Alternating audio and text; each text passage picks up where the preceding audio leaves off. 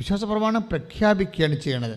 That means വിശ്വാസ പ്രമാണത്തിൻ്റെ ഓരോ കാര്യങ്ങളും നമ്മൾ വിശ്വസിച്ചിട്ട് എന്താണ്, യേശു കർത്താവാണെന്ന് അധരം കൊണ്ട് ഏറ്റുപറയുന്നു. അതാണ് വിഷയം. അധരം കൊണ്ട് ഏറ്റുപറയുന്നത് ഒരു പ്രഖ്യാപനമാണ്. അത് വിശ്വാസ പ്രമാണമാകുമ്പോൾ പ്രഖ്യാപനമാകും. സ്വർഗ്ഗസ്ഥനായ പിതാവ് പ്രാർത്ഥനയാകുമ്പോൾ അത് പ്രാർത്ഥനയായിട്ട് വരും. രണ്ട് ഇഫക്റ്റാണ്. വിശ്വാസ പ്രമാണത്തിൽ നമുക്ക് ശക്തിയാണ് ലഭിക്കുന്നത്. മനസ്സിലായില്ലേ? ഇത് നമ്മൾ തിരിച്ചറിയണം. വിശ്വാസ പ്രമാണത്തിൽ നിന്നാണ് നമ്മൾ ഇതിൻ്റെ അകത്ത് ഡിറൈവ് ചെയ്യണത് പവർ ഓഫ് ഗോഡാണ്. അപ്പം നിങ്ങൾ ബലഹീനമായിരിക്കുന്ന സാഹചര്യങ്ങളിൽ പ്രാർത്ഥിക്കേണ്ടത് വിശ്വാസ പ്രമാണമാണ്. മനസ്സിലായില്ലേ? വ്യത്യാസമുണ്ട്. ഇപ്പം നിങ്ങൾ ഇരുട്ടിലൂടെ പോകുന്നു, ഒറ്റയ്ക്ക് പോകുന്നു, നിങ്ങളെപ്പോഴും അപ്പോൾ പ്രാർത്ഥിക്കുന്നത് എന്താണ്? വിശ്വാസ പ്രമാണം പ്രാർത്ഥിക്കുന്നത്. കാര്യം എല്ലാ പവർ യേശു കർത്താവാണെന്ന് അധരം കൊണ്ട് പ്രഖ്യാപിക്കുന്നവൻ്റെ ബൃഹത്തായ ഫോമാണ് വിശ്വാസ പ്രമാണം. ഇത് പ്രഖ്യാപിക്കുന്ന വി വിൽ ബി അൺപവേർഡ്. നമ്മൾ ഉടനെ ശക്തി ധരിക്കുകയാണ് ചെയ്യണത്. ഒന്ന് പ്രാർത്ഥിച്ച മക്കളെ, കർത്താവായ ദൈവമേ, വിശ്വാസ പ്രമാണത്തിലുള്ള ആന്തരിക വിശ്വാസം വെളിപാട് സത്യങ്ങളെ വിശ്വസിക്കാനുള്ള അർത്ഥമറിഞ്ഞ് പ്രഖ്യാപിക്കാനുള്ള അരൂപിയാൽ എന്നെ അഭിഷേകം ചെയ്യണം. ഹല്ലേലൂയ ഹല്ലേലൂയ ഹല്ലേലൂയ യേശുവേ സ്തുതി. ഹല്ലേലൂയ ഹല്ലേലൂയ. ആരാധനയും സ്തുതിയും പുകഴ്ചയും ഉണ്ടായിരിക്കട്ടെ. അപ്പോൾ വിശ്വാസ പ്രമാണം പ്രഖ്യാപനമാണ്. അതിലൂടെ നമുക്ക് കൃപയാണ് നമ്മൾ ടാപ്പ് ചെയ്യുന്നത്, കൃപയാണ് നമ്മൾ ആർജിക്കുന്നത്. കൃപ ദൈവത്തിൻ്റെ ശക്തിയാണ്. ബലഹീനമായ സാഹചര്യങ്ങളാണ് കൃപ ടാപ്പാകുന്നത്. മനസ്സിലായില്ലേ? അതാണ് വിശ്വാസ പ്രമാണം പ്രയാസമുള്ള സമയത്ത് ചെല്ലണമെന്ന് പറഞ്ഞതിൻ്റെ കാരണം. എന്താണ് കാര്യം? 2 കൊരിന്ത്യർ 12:9 ബലഹീനതയിലാണ് ദൈവത്തിൻ്റെ ശക്തി പ്രവർത്തിക്കുന്നത്. ഒന്ന് പറഞ്ഞേ, ബലഹീനതയിലാണ് ദൈവത്തിൻ്റെ ശക്തി പ്രവർത്തിക്കുന്നത്. അപ്പം ഞാൻ ബലഹീനനായിരിക്കുമ്പോഴാണ് ഞാൻ ശക്തനായിരിക്കണമെന്ന് അതിൻ്റെ അടുത്ത വചനമാണ്. അപ്പോൾ ബലഹീനനാകുന്ന സാഹചര്യങ്ങളുണ്ട്. മനുഷ്യൻ്റെ ജീവിതത്തിൻ്റെ ഏറ്റവും ബലം അങ്ങ് പോണ സാഹചര്യങ്ങളുണ്ട്, ഇല്ലേ? ബലം പോകുന്ന സാഹചര്യങ്ങളില്ലേ? ഇപ്പം ജപ്തി നടപടി, പെട്ടെന്ന് ഒരു ജപ്തി നടപടി വന്നെന്ന് വിചാരിച്ചു, അല്ലെങ്കിൽ നിങ്ങൾക്ക് എന്തെങ്കിലും തരത്തിലൊരു മെഡിക്കൽ പ്രോബ്ലം ഉണ്ടായെന്ന് വിചാരിച്ചോ, പെട്ടെന്ന് നിങ്ങൾ ബലഹീനമായി പോകും. പക്ഷേ ആ സമയത്ത് ഓട്ടോമാറ്റിക്കലായിട്ട് വിശ്വാസ പ്രമാണം വരണം. മനസ്സിലായില്ലേ? ഓട്ടോമാറ്റിക്കായിട്ട് വരണം. ഇപ്പം നിങ്ങളുടെ കുഞ്ഞിന് സിക്കാണ്, ഇപ്പോൾ കണ്ട കുഞ്ഞിന് സിക്കാണെന്ന് പറഞ്ഞപ്പോൾ ഇപ്പോഴത്തെ മനുഷ്യൻ്റെയൊക്കെ അവസ്ഥ എന്താണെന്ന് വെച്ച് കഴിഞ്ഞാൽ, ഈ പ്രത്യക്ഷീകരണ പ്രാർത്ഥന എല്ലാവരുടെ മനസ്സിലും ഇങ്ങനെ 10,000 മനുഷ്യരുടെ മനസ്സിൽ പ്രത്യക്ഷീകരണ പ്രാർത്ഥന കിടക്കുകയാണ്. അതുകൊണ്ട് ICUവിലും വെന്റിലേറ്ററും ഒക്കെ ഇരുന്നതിൻ്റെ അതിൻ്റെ അരികിൽ ഇരുന്നുകൊണ്ടൊക്കെ ഈ പ്രത്യക്ഷ പ്രാർത്ഥന ചെല്ലണ മനുഷ്യരുടെ അനുഭവങ്ങൾ എല്ലാ ദിവസവും നമുക്ക് എല്ലാ ദിവസവും കേൾക്കുന്നുണ്ട്, എല്ലാ ദിവസവും ഒന്നൊക്കെ കേൾക്കുന്നുണ്ട്. ദാറ്റ് മീൻസ് പ്രത്യക്ഷീകരണ പ്രാർത്ഥനയുടെ ഭാഗം തന്നെയായിട്ടാണ് അതിനെ ഊട്ടി ഉറപ്പിക്കേണ്ട രീതിയിലാണ് വിശ്വാസ പ്രമാണം തിരിച്ച് അതിൻ്റെ കൂടെ ഘടിപ്പിച്ചിരിക്കുന്നത്. അപ്പോൾ നമ്മുടെ എല്ലാം കാൽക്കുലേറ്റഡ് പ്രേയേഴ്സാണ് എല്ലാം വരണത്. അല്ല എന്തെങ്കിലും ഒരു പ്രാർത്ഥന 100,000 പ്രാർത്ഥന വീട്ടിലുള്ളപ്പോൾ, പുസ്തകങ്ങളുള്ളപ്പോൾ അതിൻ്റെ അകത്തൊരു പ്രാർത്ഥന അങ്ങനെയല്ല. പ്രാർത്ഥന ചെല്ലുമ്പോൾ ഓരോ സമയത്തും ഓരോ വിഷയത്തിനും എന്താണ് ഉപയോഗിക്കേണ്ടതിനെക്കുറിച്ച് നമുക്കൊരു ഐഡിയ ഉണ്ടാകണം. ഇപ്പോൾ നമ്മൾ സ്വർഗ്ഗസ്ഥനായ പിതാവ് നന്മ നിറഞ്ഞവരെ ചെല്ലുന്നു. അതെന്താണ്? അത് ശക്തിയേക്കാളുപരി ബ്ലെസ്സിങ്സാണ് നമുക്ക് തരണത്. കൺസലേഷൻസ് ഉണ്ടാവും അതിൻ്റെ അകത്ത്, ബ്ലെസ്സിങ്സിൻ്റെ ആശ്വാസങ്ങളും അനുഗ്രഹങ്ങളും. ഈ സ്വർഗ്ഗസ്ഥനായ പിതാവ് എന്ന പ്രാർത്ഥന ചെല്ലുമ്പോൾ സ്വർഗ്ഗസ്ഥനായ പിതാവിനെ കുറിച്ച് പറയാതിരിക്കണം നല്ലത്. എന്തെല്ലാമാണ് അതിൽ നിന്ന് കിട്ടണമെന്ന് നമുക്ക് ഒരു പിടിയുമില്ല. കാര്യം മനുഷ്യനെ അനുഭവിക്കുന്ന ഏറ്റവും വലിയ പ്രശ്നം എന്താണ്? പ്രലോഭനമല്ലേ? പ്രലോഭനം എന്ന് പറയുമ്പോൾ നിങ്ങൾ ഓർക്കും ഇത് ജഡികമായ എന്തെങ്കിലും സംഭവമാണെന്ന്. അല്ലല്ലോ.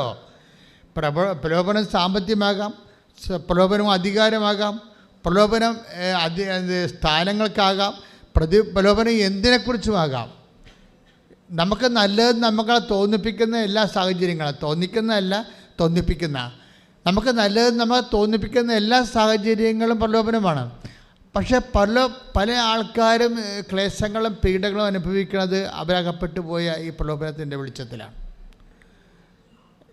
ഓരോ സാഹചര്യത്തിൽ ചാടണതേ. ഇപ്പം നോട്ടിരട്ടിപ്പിക്കുന്ന വിഷയമായാലും ശരി, ഇപ്പം നമുക്ക് ദൈവത്തെ അങ്ങോട്ട് സൈലൈൻ ചെയ്യണമെങ്കിൽ നമുക്ക് ഒത്തിരിയേറെ പ്രശ്നങ്ങളാണ് പിന്നെ വരുന്നത്. കാര്യം ദൈവത്തെ നമുക്ക് ഓപ്ഷനാണല്ല. ദൈവത്തെ ആശ്രയിക്കുക അല്ലെങ്കിൽ ലോകത്തെ ആശ്രയിക്കുക എന്നുള്ള ഓപ്ഷനിലാണ് നിൽക്കുന്നത്. ഈ ഓപ്ഷനിൽ നിൽക്കുമ്പോൾ ദൈവത്തെ അങ്ങ് സൈലൻറ്റ് ചെയ്യും. കാരണം ദൈവമായിട്ട് മുന്നോട്ട് പോയാൽ എല്ലായിടത്തും കൂടി പോകാൻ പറ്റത്തില്ല എന്ന് വിചാരിച്ചുകൊണ്ട് ചില സ്ഥലത്ത് ചെല്ലുമ്പോൾ ദൈവത്തിൻ്റെ കയ്യിൽ നിന്ന് വിട്ട് കളയും. അപ്പോൾ പിന്നെ അവർ കള്ളക്കണക്ക് എഴുതുക, തോന്നിവാസം എഴുതുകയൊക്കെ ചെയ്യും. ഓരോ കാര്യങ്ങളൊക്കെ അവർ ചെയ്യും. പിന്നെ അവരെന്ത് വേണമെങ്കിലും ചെയ്യും. അവർ വളയമില്ലാതെ ഒത്തിരി ചാട്ടങ്ങൾ ചാടും. ഈ വളയമില്ലാതെ ചാടുമ്പോൾ ആദ്യത്തെ സെക്ഷനിലൊക്കെ എല്ലാം ഭയങ്കര വിജയമാണ്. സെക്കൻഡ് സെക്ഷനിൽ തളരുമ്പോൾ താങ്ങാൻ അതിനകത്ത് പ്രൊവിഷനില്ല. അവിടെയാണ് പ്രശ്നം എന്നത്. വിശ്വാസ ജീവിതവും അവിശ്വാസ ജീവിതവും തമ്മിലുള്ള വ്യത്യാസം ഇതാണ്. വിശ്വാസ ജീവിതത്തെ തളർന്ന താങ്ങാൻ ആളുണ്ട്. കാര്യം അതിൻ്റെ അത് പ്രോമിസാണ്, വാഗ്ദാനമാണ്. അവിശ്വാസ ജീവിതത്തെ താങ്ങാൻ ആളില്ല. ഇപ്പം നിങ്ങൾ ദൈവത്തെ മാറ്റി നിർത്തിക്കൊണ്ട് നീ ഇപ്പോൾ കോൺട്രസെപ്ഷൻസ് ഉപയോഗിക്കുന്നു, അല്ലെങ്കിൽ നീ വേറെ എന്തെങ്കിലും അതായത് കർത്താവിൻ്റെ വചനത്തിന് നിരക്കാത്ത രീതിയിലുള്ള എക്സ്ട്രാ ആയിട്ടുള്ള സന്തോഷങ്ങൾക്ക് വേണ്ടിയോ അല്ലെങ്കിൽ ഔന്നത്യത്തിന് വേണ്ടിയോ ആൾക്കാരുടെ മുമ്പിൽ വലിയ പുള്ളിയാകാൻ വേണ്ടിയോ എന്തെങ്കിലുമൊക്കെ ലോകത്തിൻ്റെ നട്ടനടപ്പനുസരിച്ച് കെട്ടിമേച്ചലുകളൊക്കെ എടുത്താലും അപ്പോൾ നിനക്ക് വഴി വിട്ടു പോകുകയോ കിമ്പളങ്ങൾ വാങ്ങിക്കുകയോ അല്ലെങ്കിൽ ആൾക്കാരെ സമ്മർദ്ദത്തിലാക്കിക്കൊണ്ട് അവരുടെ സമ്പത്ത് അടിച്ചു മാറ്റുകയോ അല്ലെങ്കിൽ കൊടുക്കാനുള്ള സമ്പത്ത് അവർക്ക് കൊടുക്കാതിരിക്കുകയും അവരുടെ അല്ലെങ്കിൽ ശേഷിയും കാണിച്ചുകൊണ്ട് മിസ പിരിച്ച് അവരെ അടക്കി ഒതുക്കി നിർത്തിയിട്ട് അവരുടെ വസ്തുവകൾ നീ ഉപയോഗിക്കുകയോ. അപ്പോൾ ദൈവത്തെ മാറ്റി നിർത്തിയ നിനക്ക് എങ്ങനെയും പോകാം. അതാണ് അവിശ്വാസ ജീവിതം എന്ന് പറയണത്. ഈ അവിശ്വാസ ജീവിതത്തിൻ്റെ അകത്തുള്ള പ്രശ്നം തളർന്ന താങ്ങാൻ പ്രൊവിഷനില്ല. അതാണ് വിഷയം. അതുകൊണ്ടാണ് ആ ലൈഫിങ്ങൻ്റെ അതുകൊണ്ടാണ് do not bring us to test എന്ന് പറയുന്ന കാര്യം. അത് ഭയങ്കര സീരിയസ് വിഷയമാണ്. ഞങ്ങളെ പ്രലോഭനത്തിൽ എന്താണ് പറയണത്? ഞങ്ങളെ പ്രലോഭനത്തിൽ ഉൾപ്പെടുത്തരുത്. ഉൾപ്പെടുത്തി കഴിഞ്ഞാൽ പണ്ടാരം അടങ്ങിപ്പോവും. എന്താ വിഷയം എന്ന് വെച്ച് കഴിഞ്ഞാൽ അവിടെ തളർന്നു പോയാൽ ആദ്യത്തിലേക്ക് വെച്ചടി കയറ്റമാണ് സാധനം ശരിയാണ്. പക്ഷേ എവിടെയെങ്കിലും പോയി കാലൊതിച്ചു പോയാൽ താഴെ നമ്മൾ ഈ സർക്കസ് കാണിക്കുമ്പോൾ താഴെ വല കെട്ടത്തില്ലേ? അവിശ്വാസ ജീവിതത്തിൽ വല കെട്ടാൻ ആരുമില്ല, നടുവ് പോയത് തന്നെ. അതാണ് വിഷയം. വിശ്വാസ ജീവിതത്തിൽ വല കെട്ടാൻ ആളുണ്ട്, താഴെ താങ്ങും. നീ തളർന്നാൽ നിന്നെ താങ്ങും. അതെന്ന് വെച്ചാൽ അത് കർത്താവിൻ്റെ പ്രോമിസിൻ്റെ ഭാഗമാട്ടെ. ഇത് വേർഡ് ഓഫ് ഗോഡ് ശ്രദ്ധിക്കട്ടെ. നിങ്ങൾ എന്നിലൂടെ കർത്താവ് നിങ്ങളോട് സംസാരിക്കുമ്പോഴൊക്കെ നിങ്ങൾ സന്തോഷമായിരിക്കുകയാണ് കേൾക്കേണ്ടത്. പാടുമ്പോൾ സന്തോഷമായിട്ട് പാടണം. ദൈവം മഹത്വപ്പെടട്ടെ. ശ്രദ്ധിക്കട്ടെ. ഹല്ലേലൂയ ഹല്ലേലൂയ ഹല്ലേലൂയ ഹല്ലേലൂയ. തളരല്ലേ നെഞ്ചൊന്നു നീറിടല്ലേ, നിന്നെ കാണാൻ നിന്നെ കേൾക്കാൻ നാഥനുണ്ടിവിടെ ആരാധിച്ചിടാം. Read the word of God. യെശയ്യാ 40:29. യെശയ്യാ 40:29. തളർന്നവന് അവിടുന്ന് ബലം നൽകുന്നു, ദുർബലന് ശക്തി പകരുകയും ചെയ്യുന്നു. See, this is promise. ഇത് വാഗ്ദാനമാണ്. ഇങ്ങനെ അതായത് 8552 വാഗ്ദാനങ്ങളാണ് എല്ലാം ബൈബിളിൽ നിൽക്കുന്നത്. അതിൽ നമ്മുടെ എല്ലാ വിഷയങ്ങളും പെടും. എല്ലാ വിഷയങ്ങളെന്ന് വെച്ച് കഴിഞ്ഞാൽ ഈ ഭൂമിയിൽ മനുഷ്യരാശി എന്നോളം കഴിയുമോ അത്രയും കാലങ്ങളിലുള്ള എല്ലാ വിഷയങ്ങളും ആഭിമുഖ്യങ്ങളുടെ എല്ലാ വിഷയങ്ങളും അതിൽ പെടും. അതിലെല്ലാം അതിനകത്ത് വാഗ്ദാനങ്ങൾ പാക്കേജുണ്ട്. നമ്മളതിൽ വിശ്വസിച്ചാണ് ഇതിനെ നമ്മൾ അനുഭവിച്ച് മാറണത്. ഹെബ്രായർ അതല്ലേ പറയണത്. അവർ കേട്ട വചനം അവർക്ക് പ്രയോജനപ്പെട്ടില്ല. കാരണം എന്താണ്? അവരതിൽ വിശ്വസിച്ചില്ല. 4:2 ശ്രദ്ധിക്കട്ടെ. ഹല്ലേലൂയ ഹല്ലേലൂയ ഹല്ലേലൂയ ഹല്ലേലൂയ. യേശുവേ നന്ദി, യേശുവേ സ്തുതി. ഹല്ലേലൂയ. ഹെബ്രായർ 4:2. ഹെബ്രായർ 4:2. എന്നാൽ അവർ കേട്ട വചനം അവർക്ക് പ്രയോജനപ്പെട്ടില്ല. കാരണം അവർ അത് വിശ്വസിച്ചില്ല. എൻ്റെ പൊന്നു മക്കളെ, അതായത് ഈ വചനം ഇപ്പം വിശ്വാസ പ്രമാണമായാലും സ്വർഗസ്ഥനായ പിതാവായാലും വെൻ വി പ്രേറ്റ് നമ്മളത് പ്രെയർ ചെയ്യുമ്പോൾ അതിന് മുമ്പ് നമ്മൾ തന്നെ ഒന്ന് ചെക്ക് ചെയ്യണം. ഇപ്പോൾ വിമാനമൊക്കെ പറപ്പിക്കാൻ നേരത്തെ ഒരു 1.5 മണിക്കൂർ എൻജിനീയേഴ്സ് വന്ന് ചെക്ക് ചെയ്യത്തില്ലേ അല്ലേ? വിമാനം പറപ്പിക്കാൻ നേരത്തെ അതിൻ്റെ ഹോൾട്ടിങ് ടൈമിൽ എൻജിനീയേഴ്സ് വന്നിട്ട് എല്ലാ മെഷീൻസും റീചെക്ക് ചെയ്യും, എല്ലാം ചെക്ക് ചെയ്ത് ഓക്കെ ആക്കും. പ്രെയർ ചെയ്യാൻ നേരത്തെ ഒരു പ്രീ ചെക്കിങ് നല്ലതാണ്. പ്രാർത്ഥിക്കുന്ന മുമ്പേ ഒരു ചെക്കിങ് നല്ലതാണ്. വിശ്വാസ പ്രമാണത്തിന് മുമ്പ് ഐ ബിലീവ് ഇൻ ഇറ്റ്, ഞാനീ പറയുന്ന കാര്യങ്ങൾ യഥാർത്ഥം വിശ്വസിക്കുന്നുണ്ടോ, അല്ലെങ്കിൽ ഇതൊരു യാന്ത്രികമായിട്ടുള്ള മെക്കാനിസമാണോ, വട്ട് ഐ ആം ഡൂയിങ് അതൊരു യാന്ത്രികമായിട്ടുള്ള സംഭവമാണോ, ഞാൻ പ്രാർത്ഥിക്കുന്നു അന്നു വേണ്ട ആഹാരം ഇന്ന് ഞങ്ങൾക്ക് തരണമേ, do I believe in it, ഞാനത് വിശ്വസിക്കുന്നുണ്ടോ, കർത്താവ് എനിക്ക് ഇന്ന് ആഹാരം തരുമോ, എൻ്റെ ജീവിത പ്രശ്നങ്ങളെ ആഹാരമെന്ന് മീൻസ് അറിയാമല്ലോ, നമ്മൾ പറയുന്ന ഡെയിലി ബ്രെഡ് എന്ന് പറയുന്നത് ബ്രെഡ് ബൈബിൾ ബ്രെഡെന്നാണ് ഉപയോഗിക്കുന്നത്, എന്തുമാകാം. ചിലപ്പോൾ ബ്രെഡ് നിൻ്റെ വിസയാകാം, മനസ്സിലായില്ലേ? ചിലപ്പോൾ വിസ ഓഫറിങ്, നമ്മുടെ ഓഫർ കൊണ്ട് നമുക്ക് വിസ ഓഫർ ലെറ്റർ വിസ വന്നിട്ടില്ലെന്നായിരിക്കും നമ്മുടെ പ്രശ്നം. അത് ബ്രെഡാണ്. സ്വർഗസ്ഥനായ പിതാവിൻ്റെ അകത്തത് പെടുത്തിയിരിക്കുകയാണ്. അപ്പം നമ്മൾ അകത്ത് പെടുത്തിയിരിക്കുമ്പോൾ ഉള്ള സംഭവം എന്താ, ഭരണഘടനയിൽ ഉറപ്പ് വരുത്തി കഴിഞ്ഞാൽ ആ പൗരന് അത് ലഭിക്കാൻ ബാധ്യസ്ഥമാണ്. മനസ്സിലായി? അതിനാണ് കോടതിയൊക്കെ ഇരിക്കുന്നത്. ഭരണഘടനയിൽ ഒരു കാര്യം വിളിച്ച് പറഞ്ഞിട്ടുണ്ടെങ്കിൽ, ഇപ്പം നമ്മുടെ ഇപ്പോൾ ഉദാഹരണം ആർട്ടിക്കിൾ 21 അത് വെച്ച് കഴിഞ്ഞാൽ റൈറ്റ് ടു ലൈഫ്, അത് മാന്യമായി ഇന്ത്യയിൽ ജീവിക്കുന്നവന് ജനിച്ചവന് മാന്യമായി ജീവിക്കാനുള്ള അവകാശം വിശ്വാസപ്രമാണം പ്രഖ്യാപനമാണ്. അതിലൂടെ ലഭിക്കുന്നത് കൃപയാണ്. അതായത് കൃപ ശക്തിയാണ്. ബലഹീനമായ സാഹചര്യങ്ങളിലാണ് അത് അനുവർത്തിക്കേണ്ടത്. ക്ലിയർ അല്ലേ? പോയിൻ്റ് ക്ലിയർ അല്ലേ? അപ്പം നമ്മൾ ഓരോ കാര്യം ചെയ്യുമ്പോഴും, പ്രത്യേകിച്ച് ഉടമ്പടിയോട് ബന്ധപ്പെട്ട കാര്യങ്ങളെല്ലാം മാത്തമാറ്റിക്കലായിട്ട് ഒരു ബൈബിൾ ഗണിതപ്രകാരം പോകുന്ന കാര്യങ്ങളാണ്. അതായത് അതിൻ്റെ A+2 2+2 എന്ന് വെച്ചാൽ 4 ആണ്. ആ രീതിയിലാണ് അത് പോണത്. അതുകൊണ്ട് തന്നെ നിങ്ങൾ ഇൻ്റലിജൻ്റ് ആയിട്ടുള്ള ഒരു അപ്രോച്ചാണ് ഇതിന് വേണ്ടി വരുന്നത്. ഇപ്പോൾ എന്നാ പറഞ്ഞിരിക്കുന്നത്, ഭരണഘടനയിലെ അവകാശം പൗരൻ്റെ അവകാശം ഉൾപ്പെടുത്തിയിരിക്കുന്ന പോലെയാണ് സ്വർഗീയ പൗരനാണ് നമ്മൾ.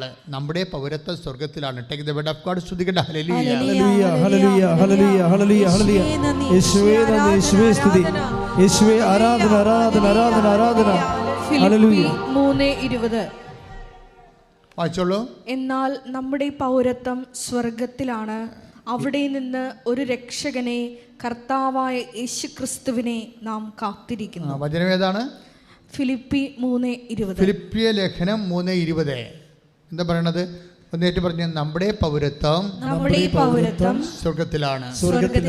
അപ്പം സ്വർഗത്തിൽ ശാശ്വതമായ ജീവിതത്തിന് എത്തണ വരെയുള്ള സമയത്തെല്ലാം നമ്മുടെ അവകാശങ്ങളെ സംരക്ഷിച്ചുകൊണ്ട് ആണ് കർത്താവ് ഈ ഡെയിലി ബ്രെഡിൻ്റെ പ്രെയർ ഡിസൈൻ ചെയ്തിരിക്കുന്നത്. Give us today our daily bread, അന്നു വേണ്ട ആഹാരത്തെ ഇന്ന് ഞങ്ങൾക്ക് തരണമേ. ചിലപ്പോൾ ഇന്ന് ചിട്ടി വീഴുന്നതായിരിക്കും പ്രശ്നം. ഇന്നത്തെ പ്രശ്നം ചിട്ടി വീഴാണ്.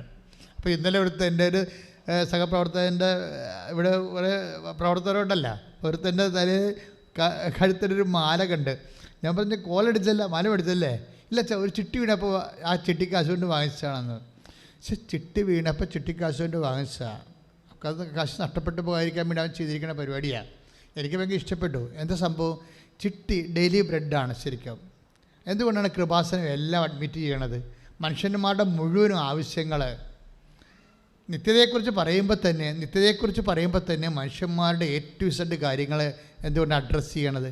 കർത്താവ് അഡ്രസ്സ് ചെയ്തുകൊണ്ടാണ്. Give us today our daily bread, അന്നു വേണ്ട ആഹാരം ഇന്ന് ഞങ്ങൾക്ക് തരണമേ. കൈയടിച്ച് കർത്താവ്.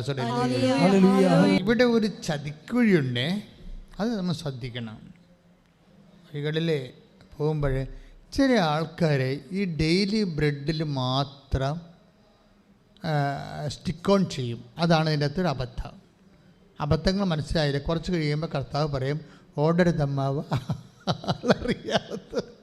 എന്താ കാര്യം വെച്ച് കഴിഞ്ഞാൽ, നിങ്ങൾ ഈ വയറ്റിപ്പഴുപ്പിന് വേണ്ടി മാത്രമാണ് ദൈവത്തെ അന്വേഷിക്കണമെങ്കിൽ ദൈവം 2 സംഭവമാണ് പറയുന്നത്, ഭാഗ്യവും ഹതഭാഗ്യവും. ഭാഗ്യവും അധഭാഗ്യവും. എല്ലാ തലമുറകളും എന്നെ ഭാഗ്യവതി എന്ന് കീർത്തിക്കുമെന്ന് അമ്മ പറയും. പക്ഷേ ഹതഭാഗ്യം എന്നും സംഭവമുണ്ട്, ഭാഗ്യക്കേട്. ഭാഗ്യക്കേടെന്ന് പറയണത് 15:19 ഒന്ന് കുറഞ്ഞ സ്തുതിക്കട്ടെ. ഹല്ലേലൂയ. Take the word of God. സ്തുതിക്കട്ടെ. ഹല്ലേലൂയ. 15:19 ഈ ജീവിതത്തിന് വേണ്ടി മാത്രം. ഒന്ന് പറഞ്ഞേ, ഈ ജീവിതത്തിന് വേണ്ടി മാത്രമാണ് ക്രിസ്തുവിൽ പ്രത്യാശ വച്ചിട്ടുള്ളവരാണെങ്കിൽ നമ്മൾ എല്ലാ മനുഷ്യരെയും നിർഭാഗ്യരാണ്. മനസ്സിലായില്ലേ? ഇപ്പം ഭാഗ്യമുണ്ട്, സുവിശേഷത്തിൻ്റെ ഭാഗ്യങ്ങളുണ്ട്. അത് ദൈവാരൂപി ജീവിക്കുന്നവർക്ക് ഭാഗ്യങ്ങൾ ലഭിച്ചുകൊണ്ടിരിക്കാം. അതിൻ്റെ മുഴുവൻ സാകല്യമായിട്ടാണ് മരിയൻ ബ്ലെസ്സഡ്നെസ് വരുന്നത്. അമ്മ പറയണത് ഈ തലമുറ മാത്രമല്ല, എല്ലാ തലമുറകളും എന്നെ ഭാഗ്യവതി എന്ന് കീർത്തിക്കും. പക്ഷേ ഇതിനകത്ത് ദൗർഭാഗ്യം വരാനുള്ള സാധ്യതയുണ്ട്. അതെന്താ കാര്യം? വയറ്റിപ്പഴപ്പിന് വേണ്ടി മാത്രം ദൈവത്തെ ആശ്രയിച്ച കുഴപ്പമാണ്, ദൗർഭാഗ്യം വരും. അത് ഭയങ്കര സീരിയസ് ആണ്. അതാ 19:15 1 കൊരിന്ത്യസ് എന്താ പറയണത്? ഈ ജീവിതത്തിന് വേണ്ടി മാത്രമാണ് നിങ്ങൾ യേശുക്രിസ്തുവിലെ പ്രത്യാശ അർപ്പിച്ചെങ്കില് എല്ലാ മനുഷ്യരെക്കാളും എല്ലാ മനുഷ്യരെന്ന് പറയുമ്പോഴേ അറിയാവോ, എല്ലാ മനുഷ്യരെന്ന് പറയുമ്പോൾ നമ്മളോർക്കും എല്ലാ മനുഷ്യരും, എല്ലാ ലോകത്തോളം എല്ലാ മനുഷ്യരും. അങ്ങനെയല്ല, എപ്പിക്യൂരിയൻസിനാണ് ഈ പറയണത്. എല്ലാ മനുഷ്യരെന്ന് പറയുമ്പോൾ എപ്പിക്യൂരിയൻസ് എന്ന് പറഞ്ഞാൽ എന്താണ്? അവർ കർത്താവിൻ്റെ കാലത്ത് ജീവിച്ചിരുന്ന ഒരു വർഗമാണ്, ഒരു പ്രത്യേക തത്വശാസ്ത്രങ്ങൾ എല്ലാ കാലത്തും ഉണ്ടല്ലോ. മാർക്സിസം ഒരു തത്വശാസ്ത്രമാണ്. അതുപോലെ തന്നെ ഓരോ തത്വശാസ്ത്രങ്ങൾ, ഇപ്പം കോപ്പറേറ്റീവ്സത്തിൻ്റെ കാലമാണ് ഇപ്പം. അതായത് കോപ്പറേറ്റീവ് ആധിപത്യം, കോർപ്പറേറ്റ് ആധിപത്യമല്ലേ. പിന്നെ അതുപോലെ തന്നെ വേറെ ഉണ്ട് പേഴ്സണൽ ഫെഡറലിസം. അതിപ്പോഴത്തെ ഒരു പ്രവണതയാണ്, പേഴ്സണൽ ഫെഡറലിസം എന്ന് വെച്ച് കഴിഞ്ഞാൽ സ്വയം പ്രഖ്യാപിതമാകുന്ന അവസ്ഥ. അവർ സെൽഫ് ഡിക്ലറേഷന് ഏതാണ്ട് ഭരണഘടനയുടെ അത്രയും പവർ കാണിക്കുന്ന മനുഷ്യൻ്റെ സ്വയം ഔന്നത്യത്തിൻ്റെ പ്രഖ്യാപന കാലകം. അതിങ്ങനെ മനുഷ്യരാശി കടന്നു പോകുമ്പോൾ ഇങ്ങനെ പല ചിന്താധാരകൾ വരും. അതാണ് പറയണത്, എല്ലാ മനുഷ്യരും എന്ന് പറയണില്ലേ, പല ചിന്താധാരകൾ സൂക്ഷിക്കുക. എപ്പിക്യൂരിയൻസിൻ്റെ പ്രോബ്ലം എന്താണ്? ബൈബിൾ കാലത്തിൽ എപ്പിക്യൂരിയൻസിൻ്റെ പ്രോബ്ലം ഇന്ത്യയിലുണ്ടായിരുന്ന ചാർവാകൻസ്, അതേ കാലത്തിലുണ്ടായി. അവർ പറയണത് എന്താണ്? Yesterday is dead and gone. ഇന്നലകളിങ്ങനെ അസ്തമിച്ചു പോയി, നമുക്കതിനെക്കുറിച്ചൊന്നും അറിയത്തില്ല, ഇനി തിരിച്ചു വരത്തില്ല. Tomorrow is uncertain. നാളെ ഉണ്ടോ ഇല്ലയോ, നമ്മൾ ജീവിച്ചിരിക്കുമോ, വി ഡോണ്ട് നോ, അറിയത്തില്ലെന്ന് പറയും. പിന്നെ എന്താണ്? Today is ours, so let us make merry. അതായത് തിന്നും കുടിച്ചും DJ പാർട്ടി നടത്തി ഈ ജീവിതം ആസ്വദിക്കാമെന്ന് പറയുന്ന, അതാണ് അതാണ് മനുഷ്യൻ്റെ. ചില മനുഷ്യരുണ്ടല്ലേ, ആ രീതിയിലുള്ള മനുഷ്യരുണ്ട്. എവിടെ പോയാലും അവർക്ക് അമ്യൂസ്മെൻ്റാണ് അവരുടെ വലിയ ജീവിത ലക്ഷ്യമെന്ന് പറയണത്. അമ്യൂസ്മെൻറ്റ് അതൊരു പ്രത്യേക വർഗം മനുഷ്യരാണ്. അതൊരു വിസറട്ടോണിക് എൻഡോമോർഫ് എന്ന് പറയും. എന്ന് വെച്ച് കഴിഞ്ഞാൽ അവരുടെ ഫീച്ചേഴ്സൊക്കെ പറഞ്ഞാൽ നിങ്ങൾ തെറ്റിദ്ധരിക്കും, ഞാൻ പറയത്തില്ല. അതൊരു സൈക്കോളജിക്കൽ അനാട്ടമിയാണ്. എന്ന് വെച്ച് കഴിഞ്ഞാൽ അതിൻ്റെ ഫീച്ചേഴ്സ് വിസറട്ടോണിക് എൻഡോമോർഫ്. വ്യക്തിയെ കാണുമ്പോൾ അറിയാം ഇയാൾ ഏത് സ്റ്റേച്ചറിലുള്ളതാണ്. ചില ആൾക്കാർ എല്ലായിടത്തും അടിയന്തരമുള്ള സ്ഥലങ്ങളിലെല്ലാം പോകും, എല്ലാ അമ്യൂസ്മെൻറ്റ് സംഭവങ്ങളും അതുപോലെ പാർട്ടികളൊക്കെ ഉള്ള സ്ഥലത്തൊക്കെ എല്ലാം പോയി എവിടെയെങ്കിലും അതൊന്നും മിസ് ചെയ്യത്തില്ല. അവരെ സംബന്ധിച്ചിടത്തോളം അങ്ങനെ ഒരു സദ്യയിൽ നിന്ന് മറ്റൊരു സദ്യയിലേക്ക് അവർ പോകും. ഈ എപ്പിക്യൂരിയൻസ് ചെയ്യണത് എന്താണ്? അവർ മുക്കുമുട്ട കഴിച്ചിട്ട് പിന്നെ കൈയിട്ട് ഛർദ്ദിച്ച് കളഞ്ഞിട്ട് പിന്നെയും കഴിക്കും. C what's the people. അത് ചിന്തിച്ച് നോക്കി, കർത്താവിൻ്റെ കാലത്തുണ്ടായിരുന്നൊരു വർഗ്ഗമാണ്. അങ്ങനെ കാണിക്കുന്നില്ലെങ്കിൽ ഇന്നും ആ ടൈപ്പ് ഉണ്ടാവും. തീറ്റിപ്പണ്ടാരങ്ങളും അതുപോലെയുള്ള ആൾക്കാരുണ്ട്. ഭക്ഷണത്തിന് അമിത പ്രാധാന്യം, സൗന്ദര്യത്തിന് അമിത പ്രാധാന്യം, അതുപോലെ തന്നെ സെക്സിന് അമിത പ്രാധാന്യം. അതായത് ഒരു ലെവൽ വിട്ട് പ്രാധാന്യം കൊടുക്കുന്ന ആൾക്കാർ, അതാണ് എല്ലാ മനുഷ്യരെക്കാളും. അതാണ് വിഷയം. നിങ്ങൾ യേശുക്രിസ്തുവിൽ, അതായത് take the word of read the word of God again. ശ്രദ്ധിക്കട്ടെ. ഹല്ലേലൂയ ഹല്ലേലൂയ ഹല്ലേലൂയ ഹല്ലേലൂയ ഹല്ലേലൂയ. യേശുവേ നന്ദി, യേശുവേ സ്തുതി. ഹല്ലേലൂയ ഹല്ലേലൂയ ഹല്ലേലൂയ. യേശുവേ നന്ദി, യേശുവേ ആരാധന, ആരാധന. 1 Korinthos 15:19. 1 Korinthos 15:19. ഈ ജീവിതത്തിന് വേണ്ടി മാത്രം പറഞ്ഞ ഈ ജീവിതത്തിന് വേണ്ടി മാത്രം ക്രിസ്തുവിൽ പ്രത്യാശ വച്ചിട്ടുള്ളവരാണെങ്കിൽ നമ്മൾ എല്ലാ മനുഷ്യരെയും നിർഭാഗ്യരാണ്. അപ്പൊ ഈ വായി കൈയിട്ട് ഛർദ്ദിക്കണ പണ്ടാരങ്ങളില്ലേ, അവരെക്കാളും ഗതികെട്ടവരാണെന്ന് പറഞ്ഞുകൊണ്ട് വരുന്നത്. മനസ്സിലായില്ലേ? എപ്പിക്യൂരിയൻസിനേക്കാൾ ഗതികെട്ടവരാണ് നമ്മളന്ന്. ഈ ജീവിതത്തിന് വേണ്ടി മാത്രമാണ് നിങ്ങൾ യേശുക്രിസ്തു പ്രത്യാശ അർപ്പിച്ചെങ്കിലേ നിങ്ങൾ എപ്പിക്യൂരിയൻസിനേക്കാൾ ഗതികെട്ടവരാണെന്ന്. അപ്പോൾ അതൊക്കെ എന്തുമാത്രം ഭാഗ്യക്കേടാ വരേണ്ടത്. അപ്പോഴെന്താ നമ്മൾ യേശുക്രിസ്തു പ്രത്യാശ അർപ്പിക്കണത്? ഈ ജീവിതത്തിന് വേണ്ടി മാത്രമല്ല, പിന്നെന്താണ്? നിത്യതയ്ക്ക് വേണ്ടി കൂടിയാണ്. അതുകൊണ്ട് എന്താ സംഭവിക്കണമെന്ന് വെച്ച് കഴിഞ്ഞാൽ നിത്യതയ്ക്കുള്ള നിക്ഷേപങ്ങൾ വേണം. നിത്യതയുടെ നിക്ഷേപങ്ങൾ. ഞാൻ എപ്പോഴും എൻ്റെ സഹോദരനോട് പറയണത്, എൻ്റെ മക്കളെ, എന്തെങ്കിലും പ്രാർത്ഥന ഞാൻ നിങ്ങളോട് പറയാമോ? രഹസ്യമാണ്, പറയാമോ എന്ന് എനിക്കറിയത്തില്ല. എൻ്റെ മനസ്സിലിരിപ്പാണ്, ഗുണമാണോ ദോഷമാണോ എന്നറിയത്തില്ല. എന്ത് സംഭവം എന്നറിയാമോ? എൻ്റെ മനസ്സിലിരിപ്പ് എപ്പോഴും പറയണത്, ഒരു 10 കാര്യം ദൈവത്തോട് നമ്മൾ ചോദിച്ചാൽ 5 കാര്യം കിട്ടരുതെന്നുള്ള ആഗ്രഹക്കാരനാണ് ഞാൻ. നിങ്ങളിത് പറഞ്ഞാൽ നിങ്ങളോടൊപ്പം എടുക്കത്തില്ല. പക്ഷേ എൻ്റെ മനസ്സിരിപ്പ് ഇതാണ്. എന്താ കാര്യം വെച്ച് കഴിഞ്ഞാൽ 10 കാര്യം നമ്മൾ ദൈവത്തോട് ചോദിച്ചാൽ 5 കാര്യം കിട്ടരുത്. എന്താ കാര്യം എന്നറിയാമോ? കിട്ടാത്ത കാര്യങ്ങൾ നിങ്ങൾക്ക് തോന്നണുണ്ടോ? ഈശോ എന്താ പറഞ്ഞിരിക്കണത്? ചോദിക്കുവിൻ നിങ്ങൾക്ക് ലഭിക്കും. അതാണ് പ്രശ്നം. Take the word of God. ശ്രുതികട്ടെ. ഹല്ലേലൂയ, ഹല്ലേലൂയ, ഹല്ലേലൂയ, ഹല്ലേലൂയ, ഹല്ലേലൂയ. യേശുവേ ആരാധന, ആരാധന, ആരാധന. യേശുവേ നന്ദി, യേശുവേ സ്തുതി. ഹല്ലേലൂയ, ഹല്ലേലൂയ. ലൂക്ക 11:9. ലൂക്ക 11:9. ചോദിക്കുവിൻ നിങ്ങൾക്ക് ലഭിക്കും. പറഞ്ഞേ, ചോദിക്കുവിൻ നിങ്ങൾക്ക് ലഭിക്കും. നിങ്ങൾക്ക് ലഭിക്കും. നിങ്ങൾക്ക് ലഭിക്കും. അന്വേഷിക്കുവിൻ നിങ്ങൾ കണ്ടെത്തും. അന്വേഷിക്കുവിൻ നിങ്ങൾ കണ്ടെത്തും. മുട്ടുവിൻ നിങ്ങൾക്ക് തുറന്നു കിട്ടും. മുട്ടുവിൻ നിങ്ങൾക്ക് തുറന്നു കിട്ടും. അപ്പം മുട്ടുവിൻ നിങ്ങൾക്ക് തുറന്നു കിട്ടുമെന്ന് പറഞ്ഞില്ലേ? അപ്പോഴേ ഇതെപ്പോഴാണ് തുറക്കണത്, എവിടെയാണ് തുറക്കണമെന്ന് ഈശോ പറഞ്ഞിട്ടില്ല. ചോദിക്കുന്നതൊക്കെ ലഭിക്കും. പക്ഷേ എപ്പോഴാണ് ലഭിക്കുക എന്ന് ഈശോ പറഞ്ഞിട്ടില്ല. ചില കാര്യങ്ങൾ ഇവിടെ ലഭിച്ചില്ലെങ്കിൽ എവിടെയെങ്കിലും ലഭിക്കാനുള്ള സാധ്യതയുണ്ടെന്നാണ് ഈശോ പറഞ്ഞിരിക്കുന്നത്. കൈയിടിച്ച് കർത്താവ് പപ്പ രാജിവെച്ചതിനോട് എനിക്ക് ഒരിക്കലും അന്ന് മരിക്കണവരെ ഉൾക്കൊള്ളാൻ പറ്റാത്ത ഒരാളാണ്. വെച്ച് കഴിഞ്ഞാൽ സത്യം എന്താണ്, നീതി എന്താണ്, അത് ഒരു കോംപ്രമൈസും ഇല്ലാതെ ഒരു മീഡിയയുടെ മുമ്പിലും ഒരിക്കലും തോക്കാതെ നിന്നൊരു മനുഷ്യനാണ് ഈ ബെനഡിക്ട് മാർപ്പാപ്പ. ബെനഡിക്ട് മാർപ്പാപ്പ ഇപ്പോൾ വല്ലാതെ ഞാൻ അനുസ്മരിച്ചു പോയതാണ്. എന്ന് വെച്ച് കഴിഞ്ഞാൽ അദ്ദേഹം ആ വിശുദ്ധനായ മനുഷ്യൻ കിടക്കുമ്പോൾ എൻ്റെ മനസ്സിൽ വരുന്ന ചിന്ത, പാപ്പ ദൈവത്തോട് ഏറ്റവും അടുത്ത ആളാണ്, സത്യത്തെ തൊട്ടൊരു മനുഷ്യനാണ്.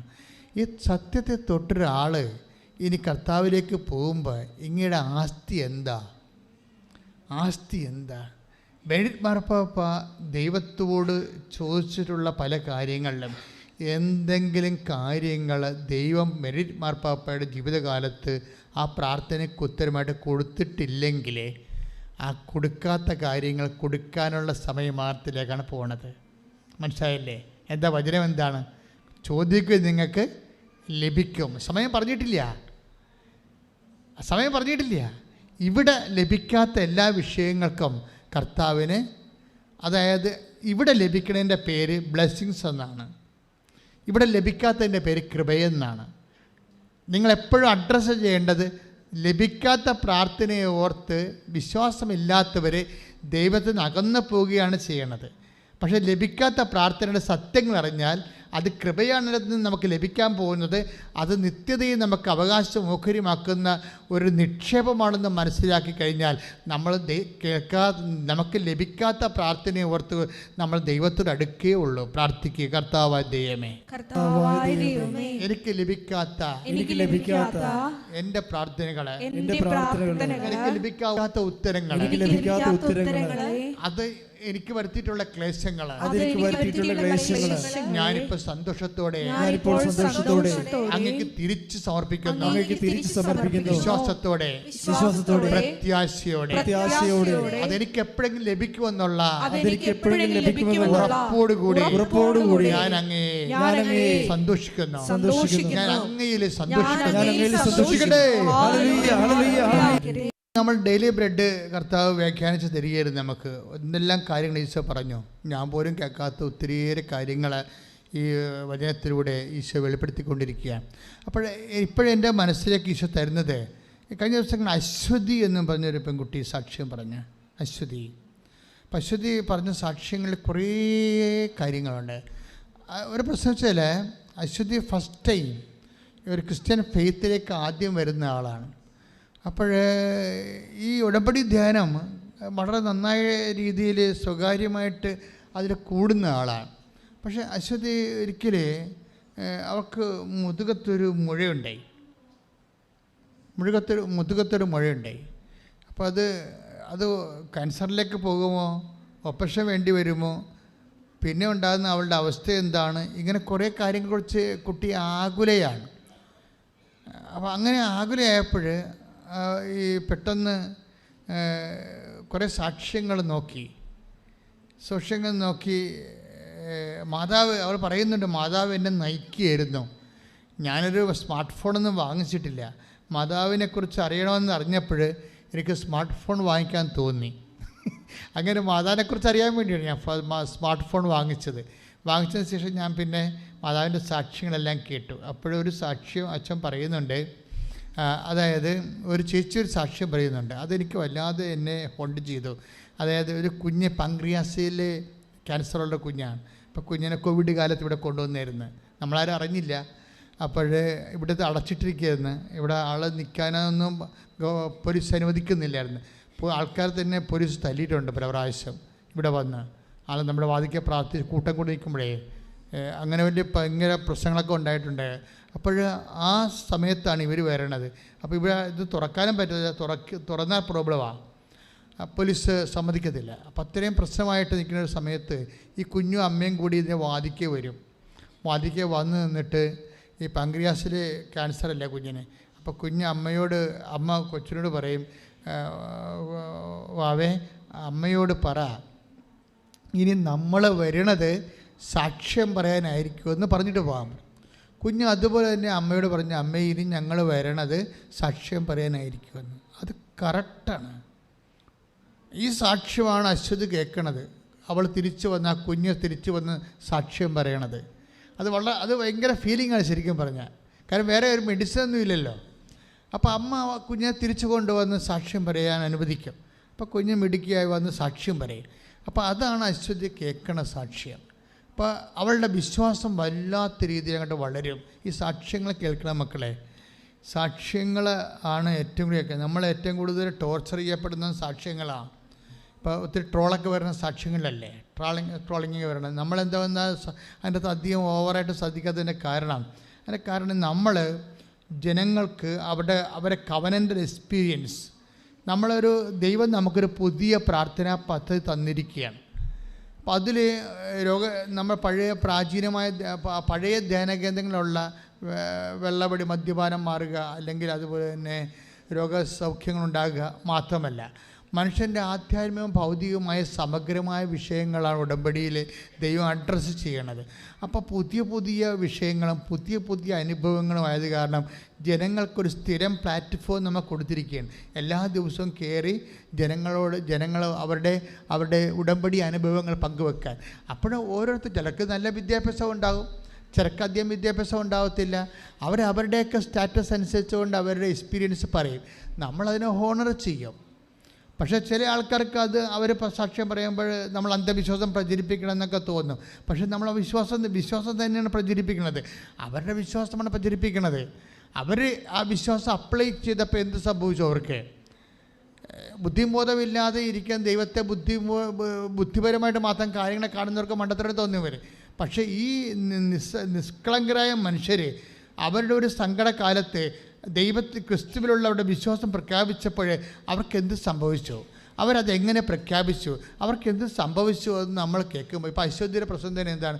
അശ്വതി ഈ ധ്യാനം കൂടിയപ്പോൾ അശ്വതിയോട് ഡേറ്റ് ഇട്ട് പ്രാർത്ഥിക്കാൻ പറയണത് കേട്ട്. അശ്വതിയുടെ പറഞ്ഞതല്ല, പൊതുവെ പറഞ്ഞതാണ് ഡേറ്റ് ഇട്ട് പ്രാർത്ഥിക്കാൻ. അപ്പോൾ അശ്വതി ഒരു സെപ്റ്റംബർ 4 എന്ന് പറഞ്ഞു ഡേറ്റ് ഇട്ട്. എന്താ കാര്യം? പ്രശ്നം എന്താണ്? അവരുടെ മുതുകത്തൊരു കുരുവാണ് പ്രശ്നം. മുതുകത്തൊരു കുരു ഇങ്ങനെ മുഴ വരെ പൊങ്ങുകയാണ്. അപ്പം അത് മാറാൻ വേണ്ടി അശ്വതി ഡേറ്റ് ഇട്ട് പ്രാർത്ഥിക്കാൻ പറഞ്ഞതിൻ്റെ കൂട്ടത്തിൽ അത് കേട്ടിട്ട് അതനുസരിച്ച് ഒരു ഡേറ്റ് ഇട്ട് സെപ്റ്റംബർ 4. അപ്പോൾ സെപ്റ്റംബർ 4 ഡേറ്റ് ഇട്ട് പ്രാർത്ഥിക്കുകയാണ്. അപ്പോൾ ഡേറ്റ് ഇട്ട് പ്രാർത്ഥിക്കുമ്പോൾ പെട്ടെന്ന് അശ്വതി 2 ദിവസം കഴിഞ്ഞപ്പോൾ അയ്യോ ഡേറ്റ് പെട്ടെന്നായി പോയില്ല, മാതാവിന് കുറച്ച് സമയം കൊടുക്കാമായിരുന്നു. മനസ്സിലായില്ലേ? അത് അവരുടെ നിഷ്കളങ്കതയിലുള്ള ഒരു പകപ്പാണ്. കാര്യം ഇപ്പം ഇങ്ങനെ ഇത്രയും പെട്ടെന്നൊക്കെ നമ്മൾ ഡേറ്റ് ഇട്ട ഇനി 4 ദിവസമല്ലേ ഉള്ളൂ. ആ 4 ദിവസത്തിനുള്ളിൽ മാതാവിനെ ഹെൽപ്പ് ചെയ്യാൻ പറ്റില്ലെങ്കിൽ നമുക്ക് മാതാവിനെ കുറ്റം പറയാൻ പറ്റുമോ? അപ്പോൾ കുറച്ചുകൂടി ഡേറ്റ് മാതാവിനെ കൊടുക്കാമായിരുന്നെന്ന് ഇവൾ സ്വയം ചിന്തിക്കുകയാണ്. അവളുടെ ലിറ്ററസി അനുസരിച്ചുകൊണ്ടുള്ള ചിന്താധാരണകളാണ് വരണത്. നമ്മളതിനെല്ലാം മാനിക്കും. അത് പറയുന്നത് അവർ എന്താ പറയണമെന്ന്. പക്ഷേ എന്താ സംഭവിച്ചതെന്ന് വെച്ച് കഴിഞ്ഞാൽ ഇതിൻ്റെ ഉള്ളിൽ അശ്വതി ഒരു ധ്യാനം കൂടും, ഉടമ്പടി ധ്യാനം കൂടും. ഏത് ധ്യാനം കൂടും?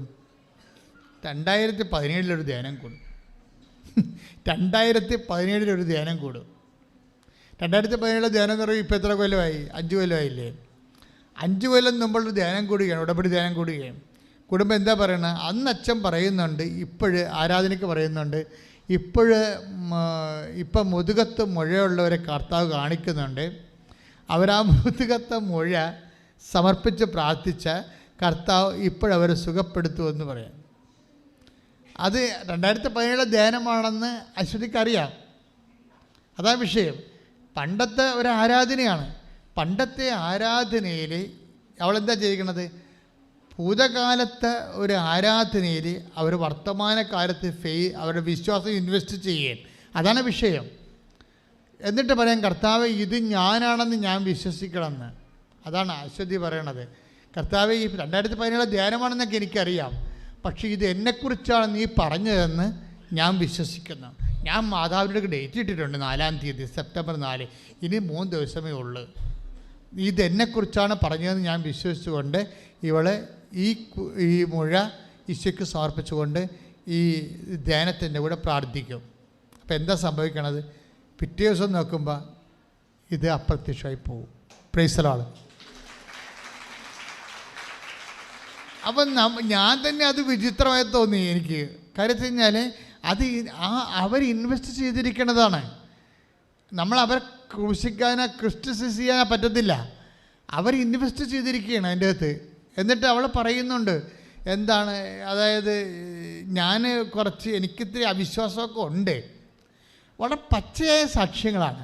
എനിക്ക് കുറച്ച് അവിശ്വാസമൊക്കെ ഉണ്ട്. ഇപ്പോൾ എനിക്ക് ഡേറ്റ് ഞാൻ ഇങ്ങനെ ഹരിബറിയായിട്ട് ഇട്ടില്ലേ, മാതാവിന് കുറച്ച് സമയം കൂടി കൊടുത്തേച്ചെങ്കിൽ മാതാവ് സമയം എടുത്ത് ഹീൽ ചെയ്ത് തന്നേനോ. മാതാവിന് സമയം കൊടുക്കാത്ത രീതി മാതാവിൻ്റെ കൈയും കാര്യം കെട്ടണ രീതി ഞാൻ പെട്ടെന്ന് സമയം ഇട്ടില്ലേ, സെപ്റ്റംബർ 4 നമ്മൾ ഡേറ്റ് ഇട്ടില്ലേ. അപ്പോൾ എനിക്ക് അതിൻ്റെ അകത്തൊരു അവിശ്വാസം തോന്നിയായിരുന്നു. അങ്ങനെയൊക്കെ ചെയ്താൽ മാതാവ് ചെയ്യുമോ? ഇല്ലേ, എങ്ങനെ ചെയ്യാൻ പറ്റുമോ എന്നൊക്കെ. പക്ഷേ എന്നിട്ട് ഇവിടെ പറയും, ഞാൻ അവിശ്വസ്തനായിരിക്കും, അവിശ്വാസിയായിരിക്കുമ്പോഴും ദൈവം വിശ്വസ്തനായിരിക്കും. ഈ വചനം ഇവിടെ നിന്ന് കിട്ടിയ അവൾക്ക്. Take the word of God. സ്തുതിക്കട്ടെ. ഹല്ലേലൂയ. 2 തിമോത്തി സ്തുതിക്കട്ടെ. ഹല്ലേലൂയ. 2:13. 2 തിമോത്തി 2:13. നാം അവിശ്വസ്തരായിരുന്നാലും അവൻ വിശ്വസ്തനായിരിക്കും. എന്തെന്നാൽ തന്നെ തന്നെ നിഷേധിക്കുക അവന് സാധ്യമല്ല. അപ്പം ഈ 2 തിമോത്തി ആ വേഴ്സൊന്നും പറയുന്നില്ലെങ്കിൽ പോലും അശ്വതി അത് സാക്ഷ്യത്തിൽ പറയുന്നുണ്ട്. എന്താ പറയണത്? എനിക്കിങ്ങനെ അവിശ്വാസം തോന്നിയായിരുന്നു, പക്ഷേ എനിക്ക് പ്രശ്നം തോന്നിയില്ല. കാര്യം എന്താണ്? വചനത്തിലുണ്ടല്ലോ, ഞാൻ അവിശ്വസ്തനായിരുന്നാലും ദൈവം വിശ്വസ്തനായിരിക്കുമെന്ന്. അപ്പോൾ ഈ മനുഷ്യന്മാർ വിശ്വസിക്കുന്ന രീതികളും അവരുടെ ഇൻവെസ്റ്റ്മെൻറ്റ് പ്രോസസ്സിങ് ഭയങ്കരമാണ് ശരിക്കും. അത് നമ്മുടെ ബുദ്ധിക്ക് അതീതമാണ്. കാര്യം ബുദ്ധി ഇവിടെ എന്തുമാത്രം കുറഞ്ഞു വരുന്നു അതനുസരിച്ച് വിശ്വാസം മൂല്യമുള്ളതായിട്ട് വരും. അന്ധവിശ്വാസമായിട്ട് മാറാനുള്ള സാധ്യതയുണ്ട്, അത് തള്ളിക്കളയുന്നില്ല. പക്ഷേ അതേസമയം തന്നെ അതുകൊണ്ടാണ് നമ്മൾ കുറച്ച് മുൻകരുതലെടുക്കണമെന്ന് പറഞ്ഞതിൻ്റെ കാര്യം. വിശ്വസിക്കാൻ നിനക്ക് അമിതമായി വിശ്വസിക്കുമ്പോൾ അത് അന്ധവിശ്വാസമായി പോകാതിരിക്കാൻ വേണ്ടി അത് സ്വാഭാവികമായൊരു കോമൺ സെൻസ് മനുഷ്യനുണ്ടാകും. കോമൺ സെൻസ് ഉപയോഗിച്ചാൽ മതി, വേറെ പ്രശ്നങ്ങളൊന്നുമില്ല. എക്സ്ട്രാ സെൻസ് ഒന്നും ഉപയോഗിക്കേണ്ട കാര്യമില്ല. ഒരു കോമൺ സെൻസ് ഉപയോഗിച്ചാൽ അമിത വിശ്വാസം അന്ധവിശ്വാസമായി പോകാതിരിക്കാൻ വേണ്ടി നമുക്ക് സെൻസ് ചെയ്യാൻ പറ്റും. പക്ഷേ അശ്വതി പറയുന്നത് കറക്റ്റ് കാര്യമാണ്.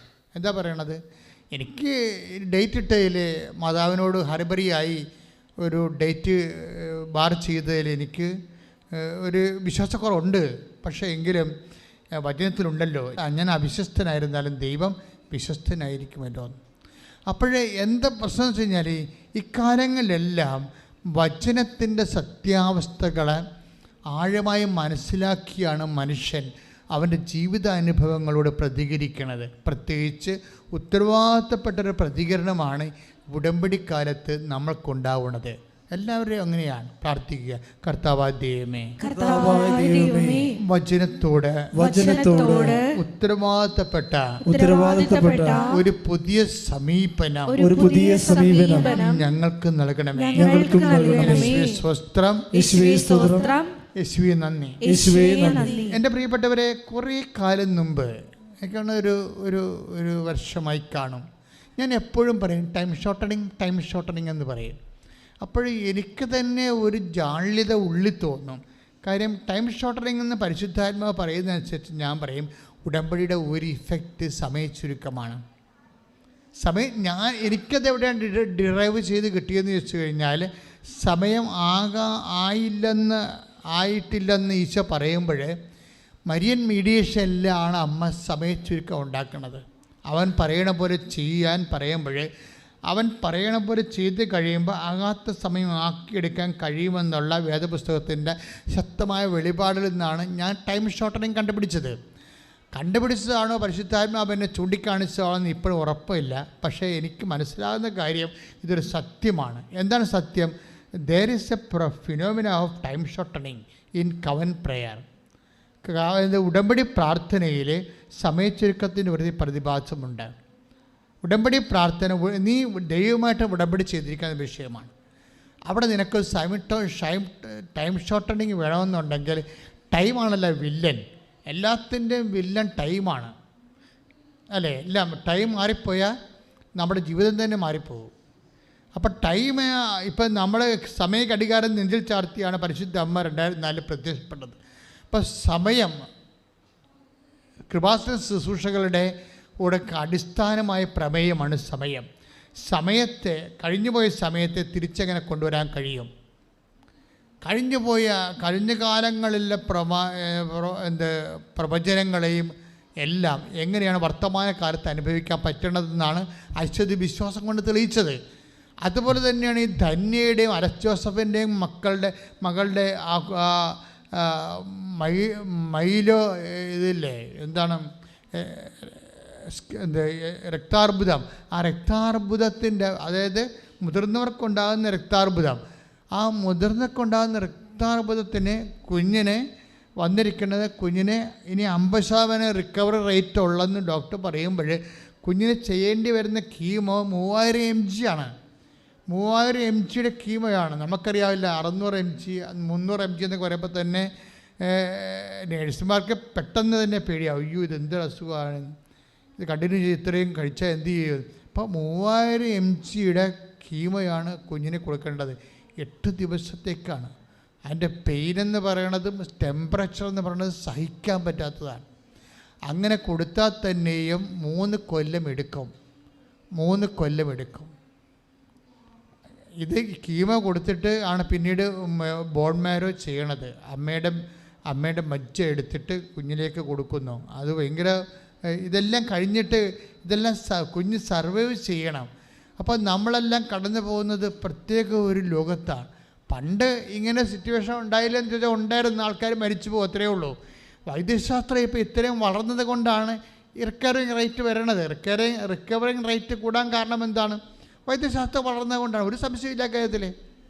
പക്ഷേ അതുകൊണ്ട് തന്നെ വൈദ്യശാസ്ത്രത്തിൻ്റെ കയ്യിൽ തന്നെയും എല്ലാ കാര്യങ്ങളും ഇല്ല. അവരെല്ലാം ബുദ്ധിക്ക് നിരക്കുന്ന രീതിയിൽ ചെയ്തു വരുമ്പോഴും ഡോക്ടർമാർ പറയും ഇനി എല്ലാം ദൈവത്തിൻ്റെ കയ്യിലാണെന്ന് പറയും. ദൈവത്തിൻ്റെ കയ്യിലാണെന്ന്. അപ്പോൾ എന്താ ചെയ്യണത്? ഈ കുഞ്ഞിനെ ഈ ശുശ്രൂഷകളെല്ലാം, ഈ ട്രീറ്റ്മെൻറ്റെല്ലാം ചെയ്യുമ്പോൾ ഇവർ നിരന്തരം ഉടമ്പടി തൈലം കുഞ്ഞിനെ കാശുരൂപം കുഞ്ഞിനെ ശിരസ്സിന് താഴെ വെച്ചുകൊണ്ട് ഉടമ്പടി കാശിന് വെച്ചുകൊണ്ട് ഈ ഉടമ്പടി തൈലം തേച്ചുകൊണ്ടിരിക്കുക. കീമ കൊടുത്ത കുഞ്ഞിനെ ഉടമ്പടി തൈലം തേച്ചുകൊണ്ടിരിക്കുക. പക്ഷേ പെട്ടെന്ന് ഡോക്ടറെ ചേഞ്ച് ചെയ്യാൻ ഈശോ പറയും. പെട്ടെന്ന് ഡോക്ടറെ ചേഞ്ച് ചെയ്യാൻ പറയും, ഹോസ്പിറ്റൽ ചേഞ്ച് ചെയ്യാൻ പറയും. അത് ഉടമ്പടി ഇവർ ഡയറക്റ്റായിട്ട് എടുക്കുന്ന സമയത്താണ് പെട്ടെന്ന് ചേഞ്ചിങ് എല്ലാം വരണത്. പെട്ടെന്ന് ഇവർ ഡയറക്റ്റായിട്ട് ഒരു അമ്മയുടെ ഉടമ്പടിയിലാണ് ഇവർ അവിടുത്തെ നേർച്ച വസ്തുക്കൾ കൊണ്ടൊക്കെ അഡ്ജസ്റ്റ് ചെയ്ത് പോയിക്കൊണ്ടിരുന്നത്. പക്ഷേ ഇപ്പോൾ ഇവർക്ക് കുഞ്ഞിൻ്റെ അവസ്ഥ കാരണം എടുക്കാനും പറ്റത്തില്ല. അത് എടുത്തു കഴിഞ്ഞപ്പോൾ പെട്ടെന്ന് ഡോക്ടർ തന്നെ പറയും നിങ്ങൾക്ക് വേണ്ട സെക്കൻഡ് ഒപ്പീനിയൻ തിരക്കാമെന്ന് പറയും. സെക്കൻഡ് ഒപ്പീനിയൻ എവിടെയാണ് ഉള്ളത്? ബാംഗ്ലൂരാണ് ഉള്ളത്. ബാംഗ്ലൂരേക്ക് സെക്കൻഡ് ഒപ്പീനിയൻ തിരക്കിയപ്പോൾ ആ ഡോക്ടറിന് രാവിലെ 7 മണി തൊട്ട് രാത്രി 9 മണി വരെ എത്രയോ വർഷം മാസങ്ങൾക്ക് ബുക്കിംഗ് കിടക്കുന്നതാണ്. പക്ഷേ ഇവർക്ക് പെട്ടെന്ന് കിട്ടി ആ ഡോക്ടറിനെ. ബാംഗ്ലൂരത്തൊക്കെ പെട്ടെന്ന് ഡോക്ടറിനെ ഇവർക്ക് പെട്ടെന്ന് കിട്ടി. ഡോക്ടർ പറഞ്ഞ് എളുപ്പം തന്നെ പാക്കപ്പ് ചെയ്തോളാൻ പറഞ്ഞു. അതാണ് സംഭവം. എന്ന് വെച്ചാൽ അവിടുത്തെ ടൈം ഷോർട്ടനിങ് ഭയങ്കരമാണ്. എങ്ങനെ ഈ ഹോസ്പിറ്റലാണ് കടന്നിരുന്നെങ്കിൽ ഈ പറഞ്ഞ 3 കൊല്ലം എടുക്കും. ഇവർ പെട്ടെന്ന് ടൈം ഷോർട്ടനിങ് സംഭവിക്കണത് എങ്ങനെയാണ്? നമ്മുടെ ടൈം ഷോർട്ടനിങ് നമ്മുടെ വിഷയങ്ങൾക്കെല്ലാം സമയച്ചൊക്കെ സംഭവിക്കും. പുതിയ ഡോക്ടറെ തന്ന് പുതിയ ഹോസ്പിറ്റലിൽ തന്ന് അവിടെ പെട്ടെന്ന് കുഞ്ഞിൻ്റെ അമ്മയുടെയും കുഞ്ഞിൻ്റെയും ബ്ലഡ് എല്ലാം മാച്ചായി പെട്ടെന്ന് 2 ദിവസം കൊണ്ട് ബോൺമാരോ കഴിഞ്ഞ് ഡോക്ടർ പറഞ്ഞ് 3-ാം ദിവസം പറഞ്ഞ് പോയിക്കൊള്ളാൻ പറഞ്ഞ് വീട്ടിൽ പോയിക്കോളാൻ. പെട്ടെന്നായ സംഭവം. 3 മാസത്തെ റെസ്റ്റ് അത്രേ ഉള്ളൂ. അപ്പോൾ 3 കൊല്ലം പറഞ്ഞതാണ് 3 മാസമായിക്കൊണ്ടിരിക്കുന്നത്. അതാണ് ടൈം ഷോർട്ടനിങ് എന്ന് പറയണത്. 3 കൊല്ലം. അപ്പോൾ ഇത് ഞാൻ പാതിരാപ്പള്ളി ദിവസങ്ങളിലൊരു ധ്യാനമുണ്ടായിരുന്നു. അപ്പോൾ പാതിരാപ്പള്ളി ഈ ദിവസങ്ങളിൽ നടന്ന ധ്യാനത്തെ സമയത്ത് ഞാൻ ഈ സാക്ഷ്യം പറയുമ്പോൾ കർത്താവ് അതിൻ്റെ കൂടെ കയറി പറഞ്ഞു ഇത് പ്രൊവിഷനുള്ളതാണ്, പുതിയ കാര്യമല്ല.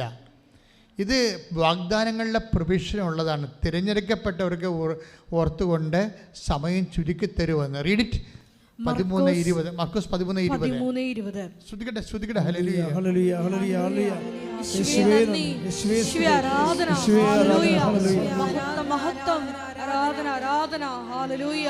യേശുവേ നന്ദി, യേശുവേ ആരാധന. 13:20. കർത്താവ് ആ ദിവസങ്ങൾ ചുരുക്കിയില്ലായിരുന്നെങ്കിൽ കർത്താവ് ആ ദിവസങ്ങൾ ചുരുക്കിയില്ലായിരുന്നെങ്കിൽ ഒരുവനും രക്ഷപ്പെടുകയില്ലായിരുന്നു. എന്നാൽ തിരഞ്ഞെടുക്കപ്പെട്ടവർക്ക് വേണ്ടി അവിടുന്ന് ആ ദിവസങ്ങൾ ചുരുക്കി. കൈയടിച്ച് കർത്താവിനെ സ്തുതിക്കട്ടെ. ഹല്ലേലൂയ ഹല്ലേലൂയ ഹല്ലേലൂയ. യേശുവേ നന്ദി. ഹല്ലേലൂയ. യേശുവേ നന്ദി. എൻ്റെ പ്രിയപ്പെട്ടവരെ, നമ്മൾ കണ്ടുകൊണ്ടിരുന്നത് ഈ ടൈം ഷോർട്ടനിങ് എന്നുള്ള എങ്ങനെയാണ് അത് സുവിശേഷ വിഹിതമാകുന്നതെന്നാണ്. ആർക്കാണ് ടൈം ഷോർട്ടനിങ് സംഭവിക്കുന്നത്? Take the word of God. ആർക്കാണ് ടൈം ഷോർട്ടനിങ് സംഭവിക്കുന്നത്, സമയച്ചൊരുക്കാൻ സംഭവിക്കുന്നത്? മർക്കോസ് 13:20. കർത്താവ് ആ ദിവസങ്ങൾ ചുരുക്കിയില്ലായിരുന്നെങ്കിൽ ആ ദിവസങ്ങൾ ചുരുക്കിയില്ലായിരുന്നെങ്കിൽ ഒരുവനും രക്ഷപ്പെടുകയില്ലായിരുന്നു. എന്നാൽ തിരഞ്ഞെടുക്കപ്പെട്ടവർക്ക് വേണ്ടി അവിടുന്ന് ആ ദിവസങ്ങൾ ചുരുക്കി. അവസാനത്തെ വചനം എന്താണ്? എന്നാൽ തിരഞ്ഞെടുക്കപ്പെട്ടവർക്ക് വേണ്ടി എന്നാൽ തിരഞ്ഞെടുക്കപ്പെട്ടവർക്ക് വേണ്ടി കർത്താവ് ആ ദിവസം ചുരുക്കിയിരിക്കുന്നു. അപ്പോൾ തിരഞ്ഞെടുക്കപ്പെട്ടവരായി കഴിഞ്ഞാൽ സമയചുരുക്കം സംഭവിക്കും. ഉറപ്പല്ലേ? നമ്മൾ ദൈവത്തിൻ്റെ തിരഞ്ഞെടുക്കപ്പെട്ടവരായി കഴിഞ്ഞാൽ നമ്മുടെ ജീവിതത്തിൽ സഹന സമയമാണ് ചുരുങ്ങണത്. ഇപ്പോൾ 4 കൊല്ലം വേണമെന്ന് പറഞ്ഞതാണ്, 3 കൊല്ലം വേണമെന്ന് പറഞ്ഞാണ് ആ കുഞ്ഞ് റിക്കവർ ചെയ്ത് വരാൻ. അത് വെറും 3 മാസം കൊണ്ട് റിക്കവർ ചെയ്യുക, 10-1 സമയം ചുരുക്കുക. അതെന്തുകൊണ്ടാണ്? അത് തിരഞ്ഞെടുക്കപ്പെട്ടവർക്ക് വേണ്ടി. ഇപ്പോൾ തിരഞ്ഞെടുക്കപ്പെട്ടവരെന്ന് പറയുമ്പോഴേ ബൈബിളിലെ പ്രധാനപ്പെട്ട ഒരു വിഭാവനയാണ്. അതായത് തിരഞ്ഞെടുക്കപ്പെട്ടവരെ. ഈശോ തന്നെ പറയും, നിങ്ങൾ എന്നെ തിരഞ്ഞെടുക്കുകയല്ല. 15-16 വായിക്കുക, യോഹന്നാന്റെ സുവിശേഷം. സ്തുതിക്കട്ടെ. ഹല്ലേലൂയ ഹല്ലേലൂയ ഹല്ലേലൂയ ഹല്ലേലൂയ. യേശുവേ നന്ദി, യേശുവേ സ്തുതി. ഹല്ലേലൂയ. യേശുവേ ആരാധന ആരാധന. ഹല്ലേലൂയ ഹല്ലേലൂയ ഹല്ലേലൂയ ഹല്ലേലൂയ ഹല്ലേലൂയ. മഹത്വം മഹത്വം. ആരാധന ആരാധന ആരാധന ആരാധന ആരാധന. യേശുവേ നന്ദി, ഹല്ലേലൂയ ഹല്ലേലൂയ ഹല്ലേലൂയ. യേശുവേ സ്തുതി. യേശുവേ ആരാധന ആരാധന ആരാധന. യോഹന്നാൻ 15-16. യോഹന്നാൻ 15-16. നിങ്ങൾ എന്നെ തിരഞ്ഞെടുക്കുകയല്ല. പറഞ്ഞ നിങ്ങൾ നിങ്ങൾ എന്നെ എന്നെ തിരഞ്ഞെടുക്കുകയല്ല, ഞാൻ നിങ്ങളെ തിരഞ്ഞെടുക്കുകയാണ് ചെയ്തത്. ഞാൻ നിങ്ങളെ തിരഞ്ഞെടുക്കുകയാണ് ചെയ്തത്. നിങ്ങൾ പോയി ഫലം പുറപ്പെടുവിക്കുന്നതിനും നിങ്ങൾ പോയി ഫലം പുറപ്പെടുവിക്കുന്നതിനും നിങ്ങളുടെ ഫലം നിലനിൽക്കുന്നതിനും വേണ്ടി നിങ്ങളുടെ ഫലം നിലനിൽക്കുന്നതിനും വേണ്ടി ഞാൻ നിങ്ങളെ നിയോഗിച്ചിരിക്കുന്നു. ഞാൻ നിങ്ങളെ നിയോഗിച്ചിരിക്കുന്നു. അപ്പോൾ തിരഞ്ഞെടുപ്പുണ്ട്. അത് നമ്മൾ ദൈവത്തെ തിരഞ്ഞെടുക്കുകയല്ല, പിന്നെന്താ ചെയ്യണത്? ദൈവം നമ്മളെ തിരഞ്ഞെടുക്കുകയാണ്. അപ്പോൾ ദൈവം നമ്മളെ തിരഞ്ഞെടുക്കുകയാണെന്ന് ചെയ്തിരിക്കണമെന്നുള്ളത് ഇപ്പോൾ നിങ്ങൾക്ക് വിശ്വാസമില്ലേ? അതുകൊണ്ടല്ലേ നിങ്ങൾ ഈ വെളുപ്പാങ്കാലത്ത് ഇവിടെ എത്തിയത് അല്ലേ? അപ്പോഴേ ദൈവം നിങ്ങളെ ഈ വിശ്വാസം കൊണ്ട് തന്നെയാണ് തിരഞ്ഞെടുപ്പ് തീരുമാനിക്കുന്നത്. യേശുക്രിസ്തുവിലുള്ള വിശ്വാസം കൊണ്ട് തന്നെയാണ്. അത് പിന്നെ ഏറെയും കുറഞ്ഞിരിക്കുമല്ലേ ആൾക്കാർക്ക്. അത് കൂടി വരും, ചിലപ്പോൾ കുറഞ്ഞു പോകും. അത് ആൾക്കാർ അവരോട് നൽകപ്പെട്ടിരിക്കുന്ന കാലത്തോട് വിശ്വാസവിഹിതമായിട്ട് പ്രതികരിക്കുന്നതനുസരിച്ചുള്ള മെറിറ്റാണ് അതിൻ്റെ അകത്തുള്ളത്. ചിലർക്ക് വിശ്വാസം കൂടിക്കൊണ്ടേയിരിക്കും. ഇപ്പോൾ എന്താ വിഷയമെന്ന് പറഞ്ഞത്, ഒരു കാര്യം വ്യക്തമാണ്, ആർക്കും ദൈവത്തെ തിരഞ്ഞെടുക്കാൻ പറ്റത്തില്ല. പിന്നെന്താണ്? അതാണ് യോഹന്നാൻ 15-16. നിങ്ങൾ എന്നെ തിരഞ്ഞെടുക്കുകയല്ല. പറഞ്ഞേ, നിങ്ങൾ എന്നെ തിരഞ്ഞെടുക്കുകയല്ല, ഞാൻ നിങ്ങളെ തിരഞ്ഞെടുക്കുകയാണ്. ഞാൻ നിങ്ങളെ തിരഞ്ഞെടുക്കുകയാണ് ചെയ്തത്. ഇത് എപ്പോഴും മനസ്സിലാക്കണം. നിങ്ങൾക്ക് വിശ്വാസം ഉണ്ടെങ്കിൽ കർത്താവ് നിങ്ങളുടെ മനസ്സ് നിങ്ങളോട് പറയണം, എന്നെ ദൈവം തിരഞ്ഞെടുത്തതാണ് വിശ്വാസം വഴി. മനസ്സിലായില്ലേ? വിശ്വാസം വഴി ദൈവം എന്നെ തിരഞ്ഞെടുത്തതാണ്. ചിലപ്പോൾ വിശ്വാസമുള്ള കുടുംബത്തിൽ ജനിച്ച ആളല്ലായിരിക്കും ചിലപ്പോൾ നീ, പക്ഷേ ഇപ്പം നീ ഇവിടെയുണ്ട്. അപ്പോൾ ദൈവം നിന്നെ തിരഞ്ഞെടുത്ത് കൈയടിച്ച് കർത്താവ് നമ്മൾ മിണ്ടാതിരുന്നാൽ ആൾക്കാരെന്താ പറയാം, നീ എന്താ മിണ്ടാത്ത, നിൻ്റെ മനസ്സിലിരിപ്പം എന്താണെന്ന് അറിയട്ടെന്ന് പറയത്തില്ലേ അല്ലേ? മിണ്ടാതിരുന്ന് കഴിഞ്ഞാൽ പറയാം, നീ എന്താ മിണ്ടാത്തത് ഈ വിഷയത്തിൽ, നിൻ്റെ മനസ്സിലിരിപ്പം എന്താണെന്ന് കേൾക്കട്ടെന്ന് പറയുമ്പോൾ ഈ വാക്കിലൂടെയാണ് മനസ്സിലിരിപ്പ് പുറത്തു വരണത് അല്ലേ? അപ്പോൾ ദൈവവചനം എന്ന് പറയുന്നത് എന്താണ്? ദൈവത്തിൻ്റെ വാക്കാണ്. ദൈവത്തിൻ്റെ വാക്കെന്ന് പറയുന്നത് എന്താണ്? ദൈവത്തിൻ്റെ മനസ്സിലിരിപ്പാണ്. ഉറപ്പല്ലേ അല്ലേ? അപ്പോൾ ദൈവത്തിൻ്റെ മനസ്സിലിരിപ്പ് എന്താണ്? തിരഞ്ഞെടുപ്പിനെക്കുറിച്ച് വീണ്ടും ഇത് തന്നെ ആവർത്തിക്കുന്നുണ്ട്. മർക്കോസ് ഈ യോഹന്നാൻ്റെ 15-16 അവിടുന്ന് തനിക്ക് ഇഷ്ടപ്പെട്ടവരെ തൻ്റെ അടുക്കലേക്ക് വിളിച്ചുവെന്ന് മർക്കോസ് 13, അതായത് 3:13 പറയാം. വായിച്ചോളൂ, ശ്രദ്ധിക്കട്ടെ. ഹല്ലേലൂയ ഹല്ലേലൂയ ഹല്ലേലൂയ ഹല്ലേലൂയ ഹല്ലേലൂയ. മർക്കോസ് 3:13. പിന്നെ അവൻ മലമുകളിലേക്ക് കയറി തനിക്ക് ഇഷ്ടമുള്ളവരെ അടുത്തേക്ക് വിളിച്ചു. അവർ അവന്റെ സമീപത്തേക്ക് ചെന്നു. ഇത് 2 ലിങ്കാണ് ഈ വചനങ്ങൾ. ദൈവം ഈ തിരഞ്ഞെടുക്കുന്നത് ആരെയാണ്? ഇപ്പം നിങ്ങൾ എന്നെ തിരഞ്ഞെടുക്കുകയല്ല, ഞാൻ നിങ്ങളെ തിരഞ്ഞെടുക്കുകയാണ് ചെയ്തതെന്ന് പറയുമ്പോൾ ദൈവമാണ് തിരഞ്ഞെടുത്തത്. തിരഞ്ഞെടുപ്പിൻ്റെ കാരണം എന്താണ്? അവൻ നമ്മളെ ഇഷ്ടപ്പെടുന്നു. എന്തെങ്കിലും ഒരു പ്രത്യേക ക്വാളിറ്റി ഉണ്ടാകും നിങ്ങളിൽ, അതാണ് വിഷയം. നിങ്ങളിൽ എന്തോ ഒരു ക്വാളിറ്റി ഉണ്ട് ദൈവത്തിന് ഇഷ്ടപ്പെട്ട. ചിലർ ബ്യൂട്ടി സ്പോട്ട് എന്നൊക്കെ പറയത്തില്ലേ? നിങ്ങളുടെ ആത്മാവിന് എന്തോ ഒരു ബ്യൂട്ടി സ്പോട്ട് ദൈവത്തിന് ഇഷ്ടപ്പെട്ടതുണ്ട്.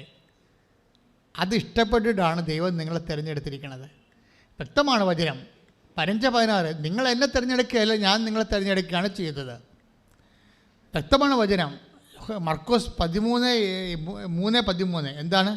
അവിടുന്ന് തനിക്ക് ഇഷ്ടപ്പെട്ടവരെ തൻ്റെ അടുക്കിലേക്ക് വിളിച്ചു.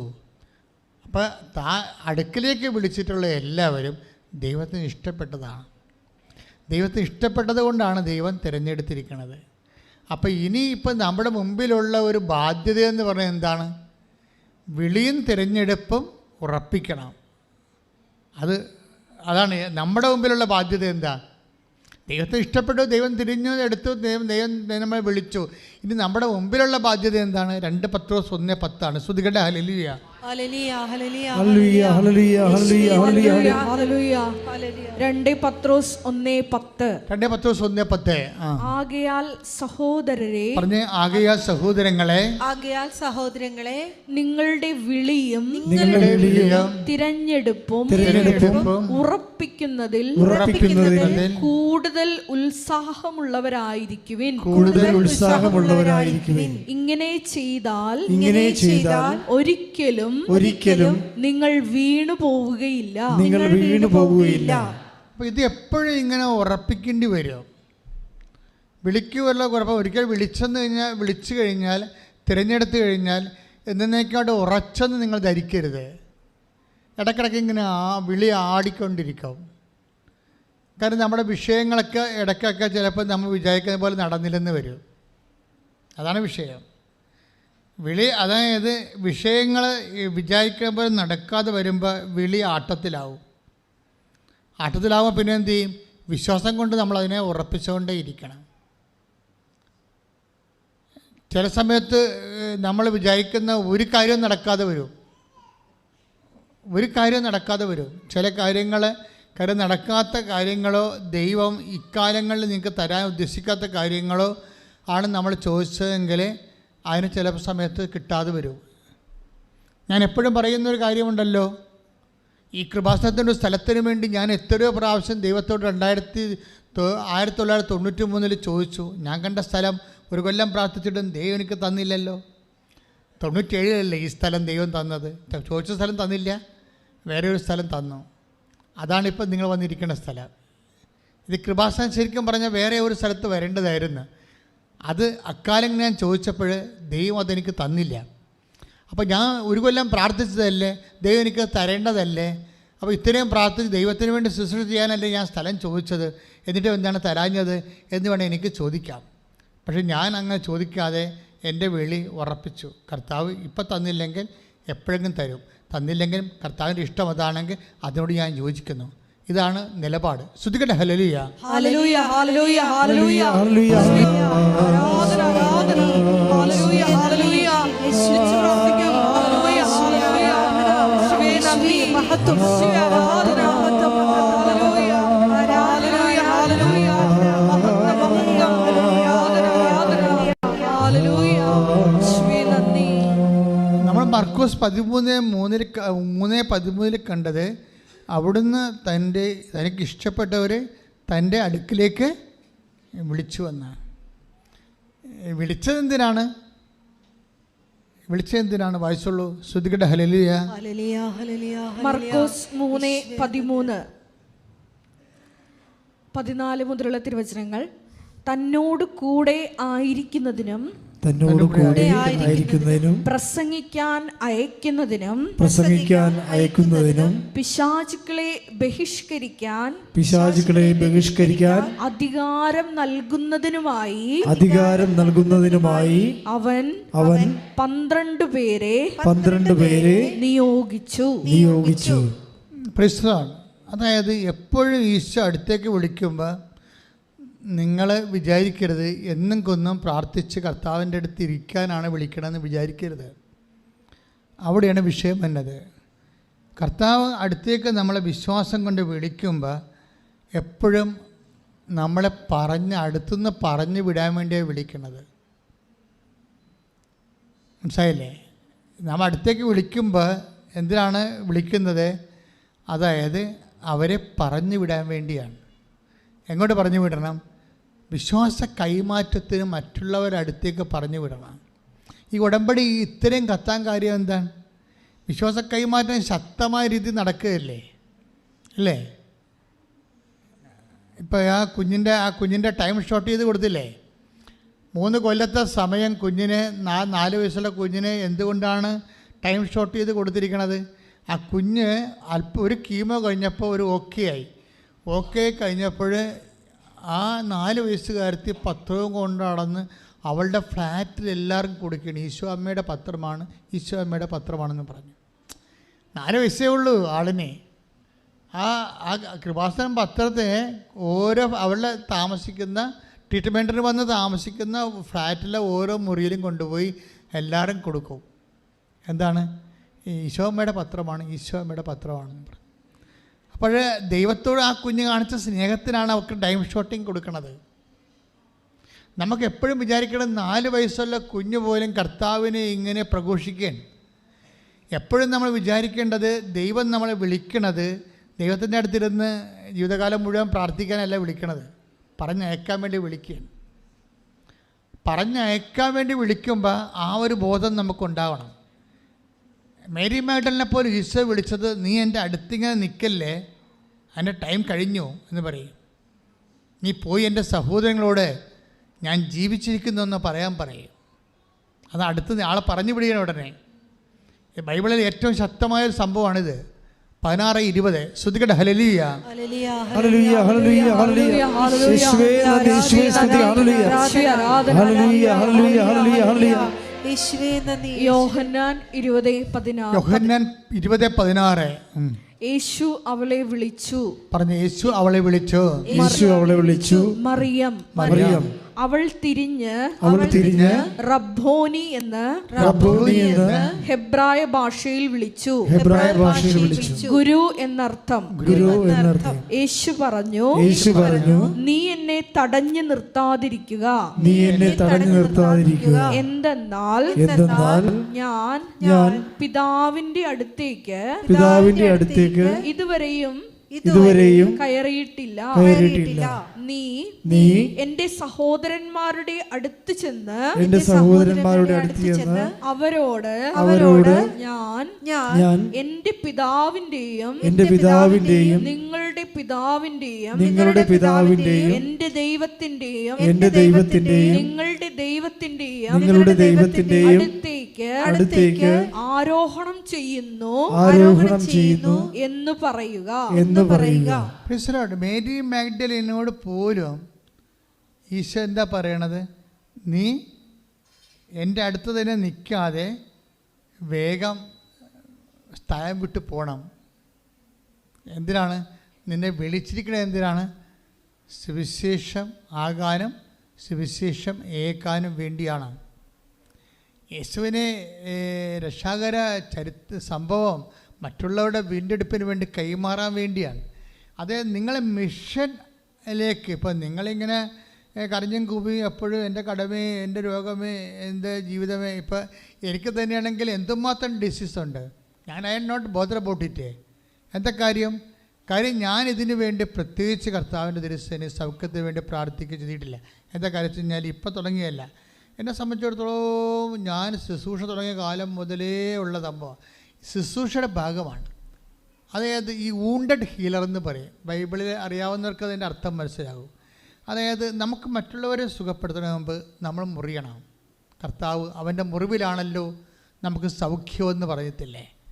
അപ്പോൾ സ്വാഭാവികമായ രീതിയിൽ ഈ നമ്മളുടെ വേദനയോ നമ്മുടെ രോഗമെന്നും കരഞ്ഞു കൂവി നമ്മുടെ കടം എന്നൊക്കെ പറഞ്ഞ് എപ്പോഴും നമ്മളുടെ വിഷമതകളെയും പറഞ്ഞുകൊണ്ട് നിൽക്കുന്നത് മനുഷ്യൻ്റെ സ്വാഭാവികമാണ്. അതുകൊണ്ടാണ് അവൾ കരഞ്ഞുകൊണ്ട് നിന്നു. അപ്പോൾ 20:11 വായിച്ച് 20:11 നമുക്ക് യോഹന്നാന്റെ സുവിശേഷം 20:11. ഹല്ലേലൂയ. ശ്രുതികട ഹല്ലേലൂയ. യോഹന്നാൻ 20:11. മറിയം കല്ലറയ്ക്ക് വെളിയിൽ കരഞ്ഞുകൊണ്ട് നിന്നു. ഇതാണ് സംഭവം. ഇപ്പം മറിയത്തിൻ്റെ ആദ്യത്തെ പൊസിഷൻ എന്താണ്? കല്ലറയ്ക്ക് വെളിയിൽ കരഞ്ഞുകൊണ്ട് നിൽക്കണം. എന്ത് വിഷയമായാലും കരഞ്ഞിലുണ്ടാണത്. ഇപ്പം നിൻ്റെ രോഗമാകാം, കടമാകാം, അതുപോലെ തന്നെ നിൻ്റെ കുടുംബത്തിൻ്റെ ഭർത്താവിൻ്റെ മദ്യപാനമാകാം, അല്ലെങ്കിൽ മക്കളുടെ തന്നെ ദുർനടപ്പ്, വേറെ പ്രണയത്തിൽ പോയി കുടുങ്ങിയിരിക്കുന്ന അവസ്ഥയാകാം. ഇതും പറഞ്ഞുകൊണ്ട് നീ കരഞ്ഞുകൊണ്ട് കർത്താവിൻ്റെ തന്നെ സന്നിധിയിൽ എപ്പോഴും നിൽക്കുകയാണ്. എത്ര വർഷമായി നിൽക്കണത്? ഈ മേരി മാഗ്ഡലിൻ അങ്ങനെ നിന്ന പക്ഷിയാണത്. അതാണ് 20:11 പറയണത്. അവൾ കരഞ്ഞുകൊണ്ട് കർത്താവിൻ്റെ കല്ലറവാതിക്ക് നിന്നു. കല്ലറവാതിക്ക കരഞ്ഞുകൊണ്ട് നിൽക്കുന്ന കക്ഷിയോടാണ് ഈശോ ഇപ്പോൾ 20:16 പറയണത്. എന്താ പറയണത്? ഇപ്പം 20:11 ഇവൾ കരഞ്ഞുകൊണ്ട് നിൽക്കുകയായിരുന്നു. ഈ 20:11 കരഞ്ഞുകൊണ്ട് നിന്ന ഇവളോടാണ് ഈശോ പറയണത് 20:16 എന്താണ്? കരഞ്ഞുകൊണ്ട് ഇവിടെ നിൽക്കല്ലേ, നീ വേഗം പോയി എൻ്റെ സഹോദരങ്ങളോട് എൻ്റെ ഉയർപ്പിനെക്കുറിച്ച് പറയാൻ പറഞ്ഞു. Price the Lord. അപ്പം നിങ്ങളുടെ കടമാണ് ജപ്തിയാണെന്ന് പറഞ്ഞ് കരഞ്ഞു കൂവി കർത്താവിൻ്റെ മുമ്പ് നിൽക്കരുത്. പറഞ്ഞ് നിങ്ങൾ തിരിച്ചു പോകണം. തിരിച്ചു പോയിട്ട് അത് എൻ്റെ ജപ്തിയാണെങ്കിൽ കർത്താവ് ജപ്തി ചെയ്യാതെ വേറെ ആർക്കും എന്നെ ജപ്തി ചെയ്യാൻ പറ്റത്തില്ല. ആ ഒരു ബോധം ഉണ്ടാകണം. കർത്താവ് ജപ്തി ചെയ്യാത്തോളം കാലം എന്നെ ആർക്കും ജപ്തി ചെയ്യാൻ പറ്റത്തില്ല. ആ ഒരു ബോധത്തിൽ എൻ്റെ ആ വിഷയത്തിൽ കർത്താവ് തീരുമാനിക്കുമെന്ന് പറഞ്ഞുകൊണ്ട് ഞാൻ കർത്താവിനെ ലോകത്തിന് കൊടുക്കാൻ വേണ്ടി പോകണം. അതാണ് 16:20 പറയണത്. ദൈവത്തിന് ഇഷ്ടപ്പെട്ടവരെന്ന് പറഞ്ഞില്ലേ? ആ ദൈവത്തിന് ഇഷ്ടപ്പെട്ടത് ആരാണ്? പുനരുദ്ധാനത്തോട് ഐക്യദാർഢ്യമുള്ളവരാണ് ദൈവത്തോട് ഇഷ്ടപ്പെട്ട ആൾക്കാർ. കർത്താവിൻ്റെ പുനരുദ്ധാനത്തോട് ഐക്യദാർഢ്യം പ്രാപിക്കുന്നവരും അത് ലോകത്തിന് കൈമാറണമെന്ന് ആഗ്രഹിക്കുന്നവരാണ് ദൈവത്തിന് ഇഷ്ടം. രോഗസൗഖ്യ പ്രാർത്ഥനയുടെ സമയമാണ്. രോഗമുള്ളിടത്ത് കൈകൾ വെക്കാവുന്നതാണ്. ഓൺലൈനിൽ പ്രാർത്ഥിക്കുന്നവരും രോഗമുള്ളിടത്ത് കൈകൾ വെക്കേണ്ടതാണ്. ഉദരരോഗികൾ ഉദര സ്ഥലത്ത് കൈവെക്കുക. PCOD പിസ്റ്റിലുള്ളവർ പൊക്കിൻ്റെ താഴെ കൈവെക്കുക. മക്കളില്ലാത്തവർ പൊക്കിൻ്റെ താഴെ കൈവെക്കുക. കിഡ്നി രോഗികൾ നടുവിന് കൈവെക്കുക. ശ്വാസകോശ രോഗികൾ ശ്വാസകോശ കൈവെക്കുക. ഹൃദയത്തിൻ്റെ ഇടതുവശത്ത് കൈവെക്കുക. കരൾ രോഗികളും അതുപോലെ തന്നെ നെഞ്ചും കൂടിൻ്റെ താഴെ കൈവെക്കുക. അൾസർ രോഗികൾ ഊടിൽ കൈവെക്കുക, പൊക്കിൽ കൈവെക്കുക. മറ്റൊരു പലവിധ രോഗങ്ങളുള്ളവർ സ്വന്തം ശിരസ്സിൽ എല്ലാ രോഗങ്ങളെയും സമർപ്പിച്ചുകൊണ്ട് കൈവെക്കുക. കർത്താവ് നിങ്ങളെ സുഖപ്പെടുന്ന സമയമാണ്. ആദ്യം ശക്തമായ രീതിയിൽ ഇടിമുഴക്കം പോലെ വിശ്വാസ പ്രമാണം ചെല്ലുക. സർവശക്തനായ പിതാവും ആകാശത്തിന്റെയും ഭൂമിയുടെയും സൃഷ്ടാവുമായ ദൈവത്തിൽ ഞാൻ വിശ്വസിക്കുന്നു. അവിടുത്തെ മിശിഹായിലും ഞാൻ വിശ്വസിക്കുന്നു. ഈ പുത്രൻ പരിശുദ്ധാത്മാവാൽ ഗർഭസ്ഥനായി കന്യകാമറിയത്തിൽ നിന്ന് പിറന്ന് പോന്തിയോസ് പീലാത്തോസിന്റെ കാലത്ത് പീഡകൾ സഹിച്ച് കുരിശിൽ തറയ്ക്കപ്പെട്ട് മരിച്ച് അടക്കപ്പെട്ട് പാതാളങ്ങളിൽ ഇറങ്ങി മരിച്ചവരുടെ ഇടയിൽ നിന്ന് 3-ാം നാൾ ഉയർത്ത് സ്വർഗത്തിലേക്ക് എഴുന്നള്ളി സർവശക്തിയുള്ള പിതാവായ ദൈവത്തിന്റെ വലത്തുഭാഗത്തിരിക്കുന്നു.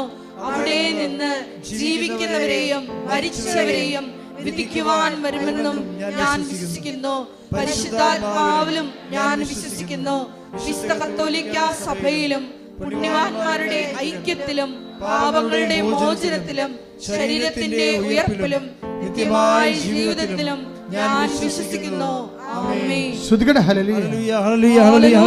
നിന്റെ ഉന്നതമായ നാമത്തിന് സ്തോത്രം ചെയ്യുന്ന കർത്താവേ, അന്ധന് കാഴ്ച നൽകിയവനെ, ചെകിടന് കേട് നൽകിയവനെ, ഊമന് സംഭാഷണത്തിൽ നൽകിയവനെ, മഹോരോഗപ്പെടുത്തവനെ, തവാരോഗപ്പെടുത്തവനെ, മരിച്ചവനെ ഉയർപ്പിച്ചവനെ നിന്റെ തിരുനാൾ സ്തുതി പറയുന്നു.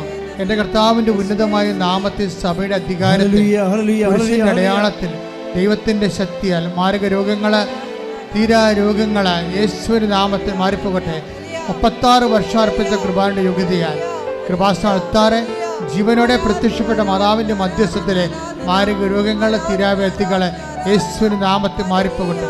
ശ്രുതികട്ടെ. ഹല്ലേലൂയ, ഹല്ലേലൂയ, ഹല്ലേലൂയ. യേശുവേ നന്ദി, യേശുവേ ആരാധന. ഹല്ലേലൂയ, മഹത്വം, മഹത്വം. എല്ലാ രോഗികളെയും സമർപ്പിച്ച് പ്രാർത്ഥിക്കുന്നു. യേശുവേ സുഖപ്പെടുത്തണമേ എന്ന് പ്രാർത്ഥിക്കുന്നു. ഉടമ്പടിയെടുത്ത എല്ലാ രോഗികളെയും പ്രത്യേകമായി സമർപ്പിച്ച് പ്രാർത്ഥിക്കുന്നു. ഈ ആരാധനയിൽ പ്രത്യേകമായി പങ്കെടുത്ത് പ്രാർത്ഥിക്കുന്ന രോഗികളെ സമർപ്പിക്കുന്നു. ഹല്ലേലൂയ, ഹല്ലേലൂയ. യേശുവേ ആരാധന. എല്ലാവരെയും പ്രത്യക്ഷീകരണത്തിന് സാക്ഷികളായി പ്രാർത്ഥിക്കുന്നു. ഹല്ലേലൂയ, ഹല്ലേലൂയ. യേശുവേ നന്ദി, യേശുവേ ആരാധന. ഹല്ലേലൂയ, മഹത്വം, മഹത്വം. Praise the lord. ജോലിയില്ലാത്തവര്, വീടില്ലാത്തവര്, വഴിയില്ലാത്തവര്, വിസ പ്രോസസ്സിങ്ങിലിരിക്കുന്നവര്, നിങ്ങൾ കൊടുത്ത അപേക്ഷയുടെ മേൽ ഒരു നടപടിയും ഇല്ലാതെ ഇരിക്കുന്നവര്, സാമ്പത്തികമായ ബാധ്യതകളാലും സ്ഥലം വിറ്റുമാറാത്തവര്, സ്ഥലം വാങ്ങാനുള്ളവര്, യാത്രയിലാകാൻ പോകുന്നവര്, ഇൻ്റർവ്യൂവിനെ അഭിമുഖീകരിക്കാൻ പോകുന്നവർ, പരീക്ഷ അറ്റൻഡ് ചെയ്യാൻ പോകുന്നവർ എല്ലാവരും തന്നെത്താൻ ശിരസ് കൈവച്ചുകൊണ്ട് ശ്രദ്ധിക്കട്ടെ. ഹല്ലേലൂയ, ഹല്ലേലൂയ, ഹല്ലേലൂയ, ഹല്ലേലൂയ, ഹല്ലേലൂയ. എൻ്റെ കർത്താവിന്റെ ഉന്നതമായ നാമത്തിൽ ഹല്ലേലൂയ, സഭയുടെ അധികാരത്തിൽ കുരിശിന്റെ അടയാളത്തിൽ ഹല്ലേലൂയ, ഹല്ലേലൂയ, ഹല്ലേലൂയ, എൻ്റെ ജീവിതത്തിന്റെ മുഴുവൻ ദോഷങ്ങളെ യേശുവേ, യേശുവേ, യേശുവേ. 36 കൊല്ലം അർപ്പിച്ച കൃപാനയുടെ യോഗ്യതയാണ്. കൃപാസനാൽത്താറ് ജീവനോടെ പ്രത്യക്ഷപ്പെട്ട മാതാവിന്റെ മധ്യസ്ഥ ഹല്ലേലൂയ, ഹല്ലേലൂയ, പിതാവിന്റെ പുത്രന്റെ പരിശുദ്ധാത്മാവിന്റെ നാമത്തിൽ യേശുവേ നന്ദി, യേശുവേ സ്തുതി. ഹല്ലേലൂയ, ഹല്ലേലൂയ, യേശുവിന്റെ നാമത്തിൽ വിട്ടുമാറട്ടെ. ഹല്ലേലൂയ, ഹല്ലേലൂയ, ഹല്ലേലൂയ, ഹല്ലേലൂയ. യേശുവേ, എല്ലാ ജീവിത ദുരിതങ്ങളെ പ്രത്യേകമായിട്ട് സമർപ്പിച്ച് പ്രാർത്ഥിക്കുന്നു. ഈശോയെ നീ ഏറ്റെടുക്കണമേ എന്ന് പ്രാർത്ഥിക്കുന്നു. സാക്ഷ്യം വയ്ക്കുവാൻ, ഈശോയെ സാക്ഷ്യം പറയുവാൻ ആത്മാവിനെ ദൈവമായി അഭിഷേകം ചെയ്യണമേ. ഹല്ലേലൂയ, ഹല്ലേലൂയ. യേശുവേ നന്ദി, യേശുവേ ആരാധന. മുട്ടേ നിൽക്കുക. സമാപന ആശീർവാദ സമയമാണ്. നിങ്ങൾ ഉടമ്പടിയിൽ എഴുതിയിരിക്കുന്ന വിഷയങ്ങളെ വീണ്ടും അനുസ്മരിക്കുക. ഉടമ്പടി പുതുക്കാൻ പോകുന്ന വിഷയങ്ങൾ പരിശുദ്ധ അമ്മ വഴി ഈശോയ്ക്ക് ഏൽപ്പിക്കുക. ഈ ആശീർവാദത്തിൽ അനേകം മക്കളെ കർത്താവ് ആശീർവദിക്കുകയും സാക്ഷ്യം പറയാൻ പറ്റുന്ന രീതിയിൽ നിങ്ങൾക്ക് അനുഭവങ്ങൾ നൽകുകയും ചെയ്യാം. അച്ഛൻ നിങ്ങളുടെ പ്രാർത്ഥനകൾ വിട്ടുപോയിട്ടുള്ള വിഷയങ്ങളുണ്ടെങ്കിൽ അതും ഏതെങ്കിലും നിങ്ങളുടെ സ്വകാര്യമായ വിഷയങ്ങൾ, ഇപ്പോൾ നിങ്ങൾ പുതുതായിട്ട് അനുഭവിക്കുന്ന വിഷയങ്ങൾ, ഉടമ്പടി എടുത്തതിന് ശേഷം വല്ല പുതിയ കാര്യങ്ങളും ഉണ്ടായിട്ടുണ്ടെങ്കിൽ അതെല്ലാം സമർപ്പിക്കേണ്ട സമയമാണ് ഇപ്പോൾ. അതിനുശേഷം ആശീർവാദം. മൗനമായിട്ട് നമ്മുടെ എല്ലാ വിഷയങ്ങളും ഒരിക്കൽ കൂടി പരിശുദ്ധ അമ്മയുടെ മധ്യസ്ഥയിൽ, കൃപാസനത്തിൽ പ്രത്യക്ഷയായ അമ്മയുടെ മധ്യസ്ഥയിൽ ദിവ്യാന്യസന്ധിയിൽ സമർപ്പിച്ചുകൊണ്ട് നമുക്കൊരു നിമിഷം പ്രാർത്ഥിക്കാം. ഉടമ്പടിയിൽ വച്ചിരിക്കുന്ന, ഉടമ്പടി പുതുക്കിയ വിഷയങ്ങൾ, ഉടമ്പടിയിൽ ഇതുവരെ നടക്കാത്ത വിഷയങ്ങളെല്ലാം നമുക്കൊരു നിമിഷം ദിവ്യാന്യസന്നിധിയിൽ സമർപ്പിക്കാം. എത്രയും വേഗം പരിശുദ്ധ അമ്മയുടെ വലിയ ഇടപെടൽ വേണ്ട വിഷയങ്ങളുണ്ട്. അതെല്ലാം നമുക്ക് ഈ നിമിഷം ദിവ്യാന്യസന്നിധിയിൽ സമർപ്പിച്ച് പ്രാർത്ഥിക്കാം. ഈ ധ്യാനം വിവിധ ഭൂഖണ്ഡങ്ങളിൽ ഇരുന്ന് ഷക്കീന ടെലിവിഷനിലൂടെയും യൂട്യൂബ് ചാനലിലൂടെയും പങ്കെടുത്ത് പ്രാർത്ഥിക്കുന്ന മക്കളുണ്ട്. ഷാലോൺ TV-യിലൂടെ ഈ ധ്യാന ശുശ്രൂഷയിൽ പങ്കെടുത്ത് പ്രാർത്ഥിക്കുന്ന മക്കളുണ്ട്. ഈശോയെ, അവരുടെ ജീവിത ദുരിതങ്ങളെ നീ ഏറ്റെടുക്കണമേ എന്ന് പ്രാർത്ഥിക്കുന്നു. ഈ അൾത്താരയിൽ, ഈ സന്നിധിയിൽ വന്ന് സാക്ഷ്യം പറയുവാൻ ആ മക്കളെ നീ കൃപയാൽ അഭിഷേകം ചെയ്ത് ഉയർത്തണമേ എന്ന് പ്രാർത്ഥിക്കുന്നു. ഒരു നിമിഷം മൗനമായിട്ട് ബഹുമാനപ്പെട്ട ജോസഫ് അച്ഛൻ പറയാൻ വിട്ടുപോയിട്ടുള്ള എന്തെങ്കിലും വിഷയങ്ങൾ ഉണ്ടെങ്കിൽ, ജീവിത ദുരിതങ്ങൾ, നിങ്ങളിപ്പോൾ വിഷമിപ്പിക്കുന്ന ഭാരങ്ങളുണ്ടെങ്കിൽ ഈ ദിവ്യകാരുണ്യ സന്നിധിയിൽ ആശീർവാദത്തിന് മുമ്പ് നമുക്ക് ഇറക്കി വയ്ക്കാം. മൗനമായിട്ട് ഈശോയുടെ സന്നിധിയിൽ നമുക്കായിരിക്കാം.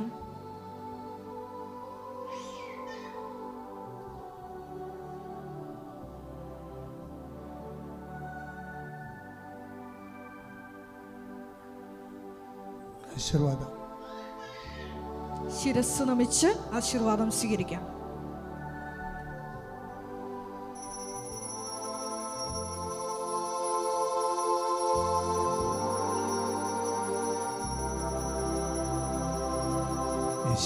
യേശുവേ സ്തുതി. ഹല്ലേലൂയ, ഹല്ലേലൂയ, ഹല്ലേലൂയ, ഹല്ലേലൂയ. യേശുവേ ആരാധന, ആരാധന, ആരാധന, ആരാധന, ആരാധന. യേശുവേ മഹത്വം, മഹത്വം, മഹത്വം, മഹത്വം, മഹത്വം. ഹല്ലേലൂയ, ഹല്ലേലൂയ, ഹല്ലേലൂയ, ഹല്ലേലൂയ, ഹല്ലേലൂയ. ഈശോയെ ആരാധന. പരിശുദ്ധ പരമമാ ദിവ്യകാരുണ്യമേ, എന്നുമെന്നും അങ്ങേയ്ക്കാരാധന.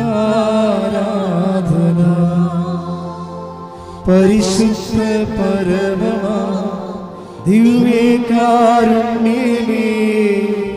എന്നുമെന്നും അങ്ങേയ്ക്കാരാധന. ഇരിക്കുക. അറിയിപ്പുകൾ. ഒന്ന്, കൃപാസനത്തിലെ എല്ലാ ദിവസവും ഉടമ്പടി എടുക്കാനും പുതുക്കാനുമുള്ള അവസരം ഉണ്ടായിരിക്കുന്നതാണ്, സാക്ഷ്യം പറയാനും. രണ്ടാമത്തെ അറിയിപ്പ്, 3 ബാച്ചാണ് ആയിട്ടാണ് ഉടമ്പടി എടുക്കുന്നത്. വെളുപ്പിനെ വരുന്ന ആൾക്കാരുണ്ട്, തലേ ദിവസം